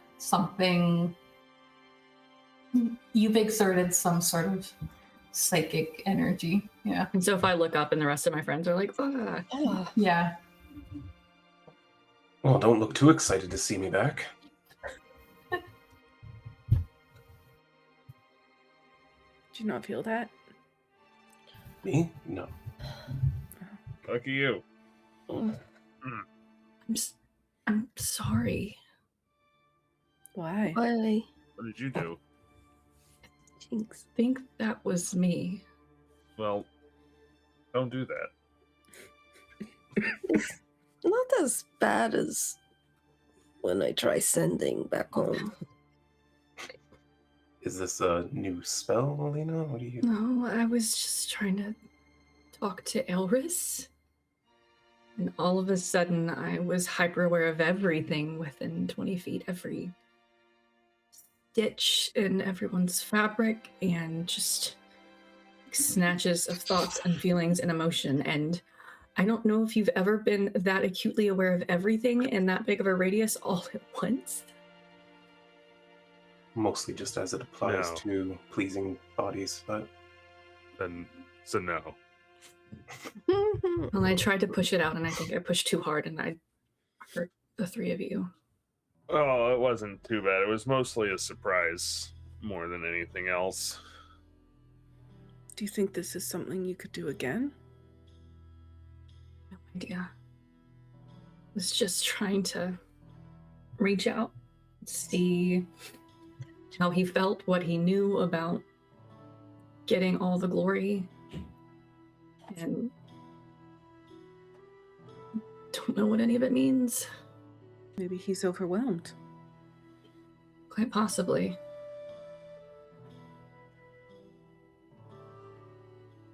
This is the god of knowledge, is it? Mm-hmm. You've learned something. Perhaps he opened you up to see how he sees, even in a small space. Knowledge of all things in a 20-foot radius can be overwhelming for a mortal.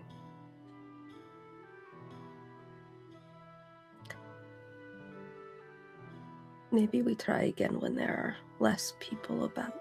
Agreed. Maybe I give you all a heads up next time, so I don't. You can protect your mind, or. I just appreciate to know that it's coming. I wish I do. I wouldn't have. Well, now we do. It's okay. Seems You've all had appropriate for such- him. You've all had such interesting experiences with the gods lately.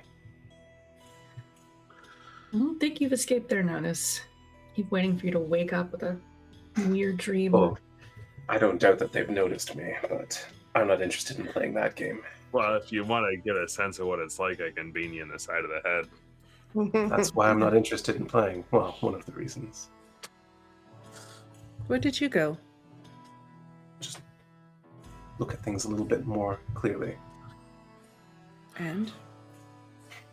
It is well protected. There may be a way through, but there is definitely a way above. Which, speaking of Vixx, wind it back a little bit while Alina was doing math.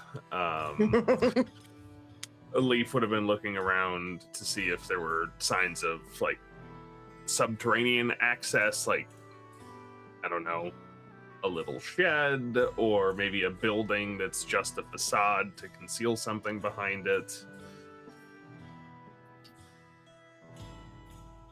How far would you be willing to go if you notice something from where they all are?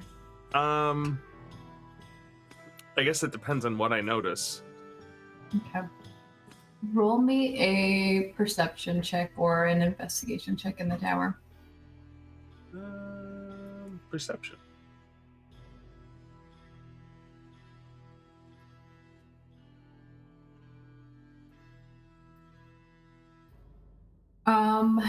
You note that doesn't seem like there's much going on in the immediate area. But a lot of the patrols that go by here and take a look here, they go around to the most southern facing end of this place, and you guys are currently on the most northern facing end of it. Except for Vail, who's been exploring all of it. And you note that, like, if you're specifically looking for ways to get lower, you note that there is an area, though much of this has been going up and up, the more south you're getting, it's like coming to a cliff almost. The back of this kind of goes down where there's like a stairwell that goes to a sort of, it's kind of like a seating area, like there's picnic benches and stuff like that. And since you're specifically looking for this, what you notice is that this area is being used up by people who are guards who are on break.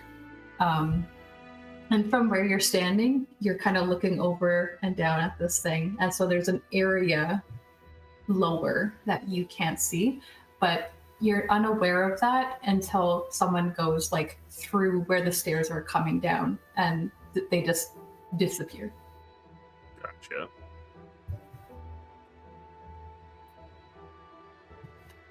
Cool. Jumping back to the present.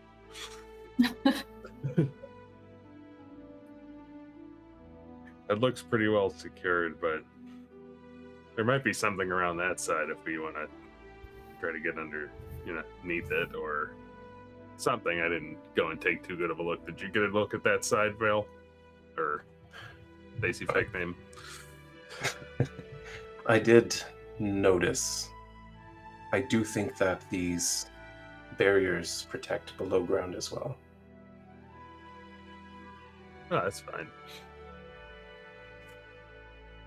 I also noticed that those working on the tower carry a number of items that might be arcane in nature.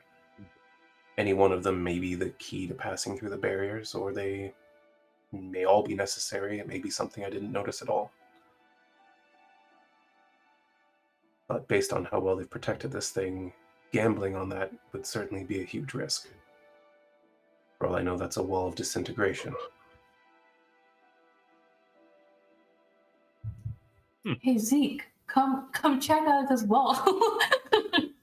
No, not Zeke. He laughs at my jokes and inappropriate comments. Hey, Zeke. Just wait a minute and see if a bird flies into it like they do glass. Alien, there's something beyond the wall. Someone convince the bird to fly into it. Dang, no druids in this group. Yeah, I'm just imagining the shenanigans that would happen if Rowan and Bastion were here.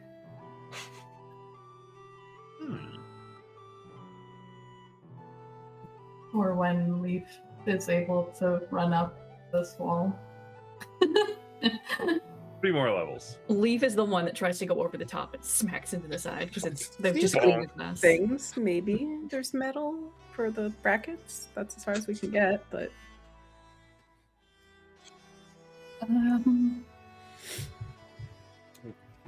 You guys have the rest of your kebabs here. Again, it's like you've kind of been ruined for kebabs pretty much back in Lorno. Kara was not kidding. They're amazing. Well, Next time we're snaps. through Mournhall, we get like the hot sauce and we just carry it in the bag of holding. Check go your to the spines, deserts. folks. Checked it. It's bent. Same. Well, should we go shopping then? Let's. No, maybe there'll be a beacon guard we can, flirt into a corner and steal all of the materials for. That'd be nice. Well, I agree. That's certainly an option, but as I said, without actually knowing what the key is, you risk the effects of whatever that might be. And then you're on the other side, like, then what? How do I use like, this? like those Nemo fish. It's not the getting in, it's the getting out that's the problem. Yeah. All right, you head down the street to this Harrow and Hem shop that you've been directed to.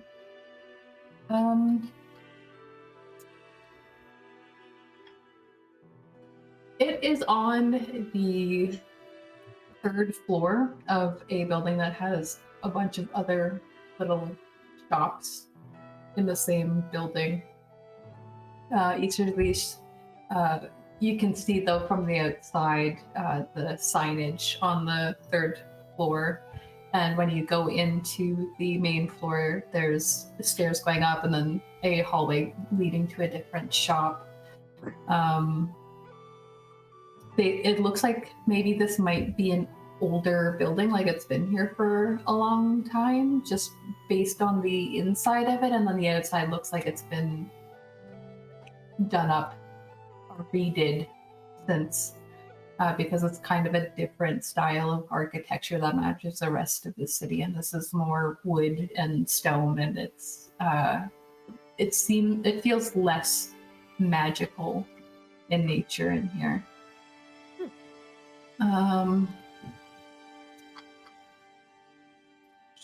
Make sure. As we're heading there, Vael will put on his cloak, pulling the hood up for a bit of the journey, and he will change his hair to be wavy and red.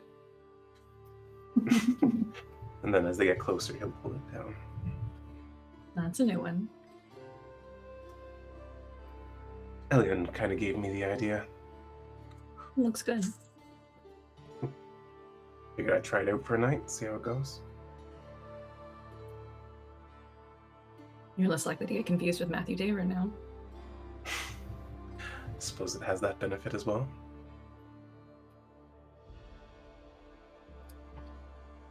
You don't suppose he also took a trip to the Feywild, do you? You do know that's my cousin, right? Wait, that's big. they I was like, spread yeah. your seat around there.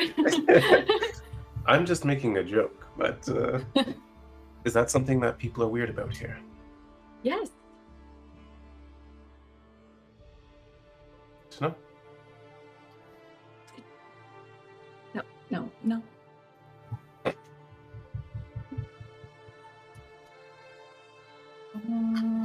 Let's see. Okay. You make your way up. They're all over the place. There are places to hitch up your horses and areas designated to leave wagons and things like that.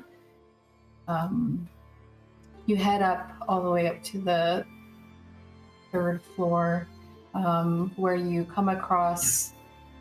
It's the lettering on this, because it's almost like you're seeing the outside of a shop even inside here. So there's like a floor that's then leading to a glass window facade, and above the doorway in like these kind of sort of gothic looking letters that says Harrow and Hem.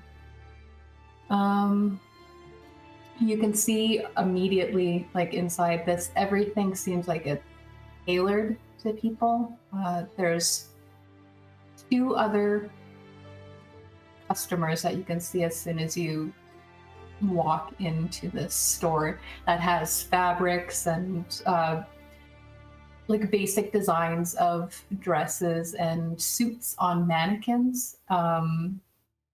All of them seeming like you don't just buy them off the rack, you probably get fitted, because you see 2 platforms with mirrors that have people standing on them.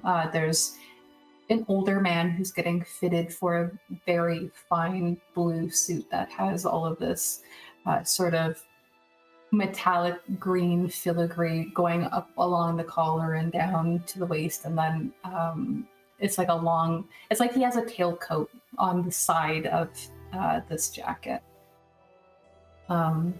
Being fitted by a halfling man with very like nimble fingers, black messy hair, and then there is another woman, human. She is on the older side. Looks like she's getting fitted for a more somber occasion. She's wearing all black, and she's trying on different veils, and she's being tended to by this human woman with this glistening sort of deeply tanned skin, black long straight hair. She has bangs. She's wearing a lot of makeup. Her eyes are just striking. She has this long gold earring piece that goes down and connects at the bottom, and she's wearing similarly clunky gold jewelry around. And she's wearing a lot of it looks satiny in nature, all of the clothing that she's wearing. And it very much matches a lot of you're seeing the mannequins are like a deep purple and deep navy and deep green. And you're seeing a lot of those on her dress. And every area that it's like cinched, it's kind of tied off with this sort of like gold bangle look that she's adorning everywhere else on her body. Wearing sort of like a cropped shirt, but then like a high-waisted dress that is meant to, or skirt that is meant to make the whole piece look like a dress altogether. And you can see like pretty much up to her hip with the slit that's on the side. And when you come in, she immediately looks over at you and she goes, "Sorry, Mr. or Mrs. Verde, I need to run to some new customers," she says, and she like greets you. Welcome. I'm almost certain that I haven't seen you here before. I haven't been in town for some time. All of us have a very high-class soiree to attend this evening, and we were hoping you could help us put together an ensemble each. A lot of people are putting together outfits this evening. It's that time of year. Understood. Well, my name is Ventress Harrow. Nice to meet you. I'm the owner of this shop. What do you all have ideas in mind, or are you looking to be catered to? Well, I don't know about the rest of you, but for me, I'm feeling daring this evening. What can we do to cause shock and awe? Shock and awe. I can tell that I'm going to love creating this outfit for you. You'll note that some of my customers are more on the reserved side, and she kind of points to this man. His outfit is kind of gaudy. It's not great looking, but he's insisting every step of the way the details that he wants with this tailor that's like tending to him. And the man looks exasperated. And she goes, and I will be able to take very good care of you and all of you. We have some basic designs that can be altered all over the store if you would like to look and get some ideas, or I'm willing and able to listen. I won't need one, but I would love to help my friends with whatever they need. How much does off the rack cost versus custom? It Raelynn is a says that lot. she has no money.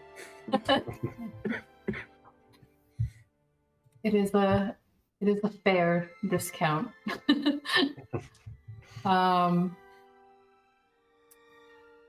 Let's see. Trying to think of how awful I want to be to you guys. May I suggest not very? I was going to suggest the opposite. You might have to be like, Brienne, since we're going to this Yep, party. that's my next thing. If it doesn't. Let's see. Fine clothing listed at 15 gold pieces. We're gonna jack that up to 30. 30 versus 20, I think, is what we're gonna go. I'm fine. Amelia, don't worry about it. I've got all of you covered. I can take care too. Not a problem. Perfect, custom. Not off the rack anymore. Custom bills Yep. paying. Amazing. All right. Well, you guys kind of give her your ideas. You are able to still kind of steal some ideas and collect things from around the shop just to kind of gauge, how do people normally dress when they walk out of here? And it is a kind of 1.5 story shop. Like there's a whole floor, and then she, because there's 2 people already taking up the mirrors at the front of the shop, she kind of takes you up to this half level where you guys can kind of take up the whole space. And maybe it's kind of like when you go to a dress shop for a bride and everyone's kind of around for that. I will ask, are there any hair accessories here? Yeah, there's a lot of pieces near where you would pay for things, around the... I will want to get something that is similar to what Elian recommended. Since I'm assuming that the dress does not include hair accessories. The magic of the dress does not extend that far. I think it should, right? You should be able to manifest it into any outfit. Yeah. Because you're wearing a cloak, right? It's glamored, studded leather armor. I'm pretty sure you can do that. Oh, and accessories. Yeah. You should be fine. Okay. Yeah, so you guys are kind of taken up to this half level of the shop, and the process takes I think actually you might be keeping Brienne's ride waiting a little bit outside, but it's at least there and willing to wait for you as you guys each get fitted. I think because it's 9:30 and my brain is starting to malfunction. Do you want to each describe kind of what you walk out of the store with, and then we'll kind of wrap up and pick up with heading over to Brienne? I need time to think about it. Okay, that's fair. Unless everyone else needs time to think, and we can come back next week. Yeah, you can. Does Leif have No. a thing? I was going to say, if Alina was offering to help pick out outfits, Leif is wearing whatever she told him to. And I will need a few days. Yeah, okay. Perfect. And you guys will kind of describe your outfits when you get ready at Brienne's then. And yeah, you guys had a very lore heavy day again. A lot of doors being opened up to you, and I'm liking the ideas that are being tossed around the table, even ones that seem suicidal at first glance. But First glance, second glance, third glance. Hey, it's just Close your eyes, guys. Close your eyes. it's brainstorming at this point, all right? We're figuring things out. I don't know where we're gonna land. Well, Vale's gonna land on his face again. I'll be there. If with he's not bonus hit vaporized points. completely. I don't know if 10's gonna protect you from the beacon though.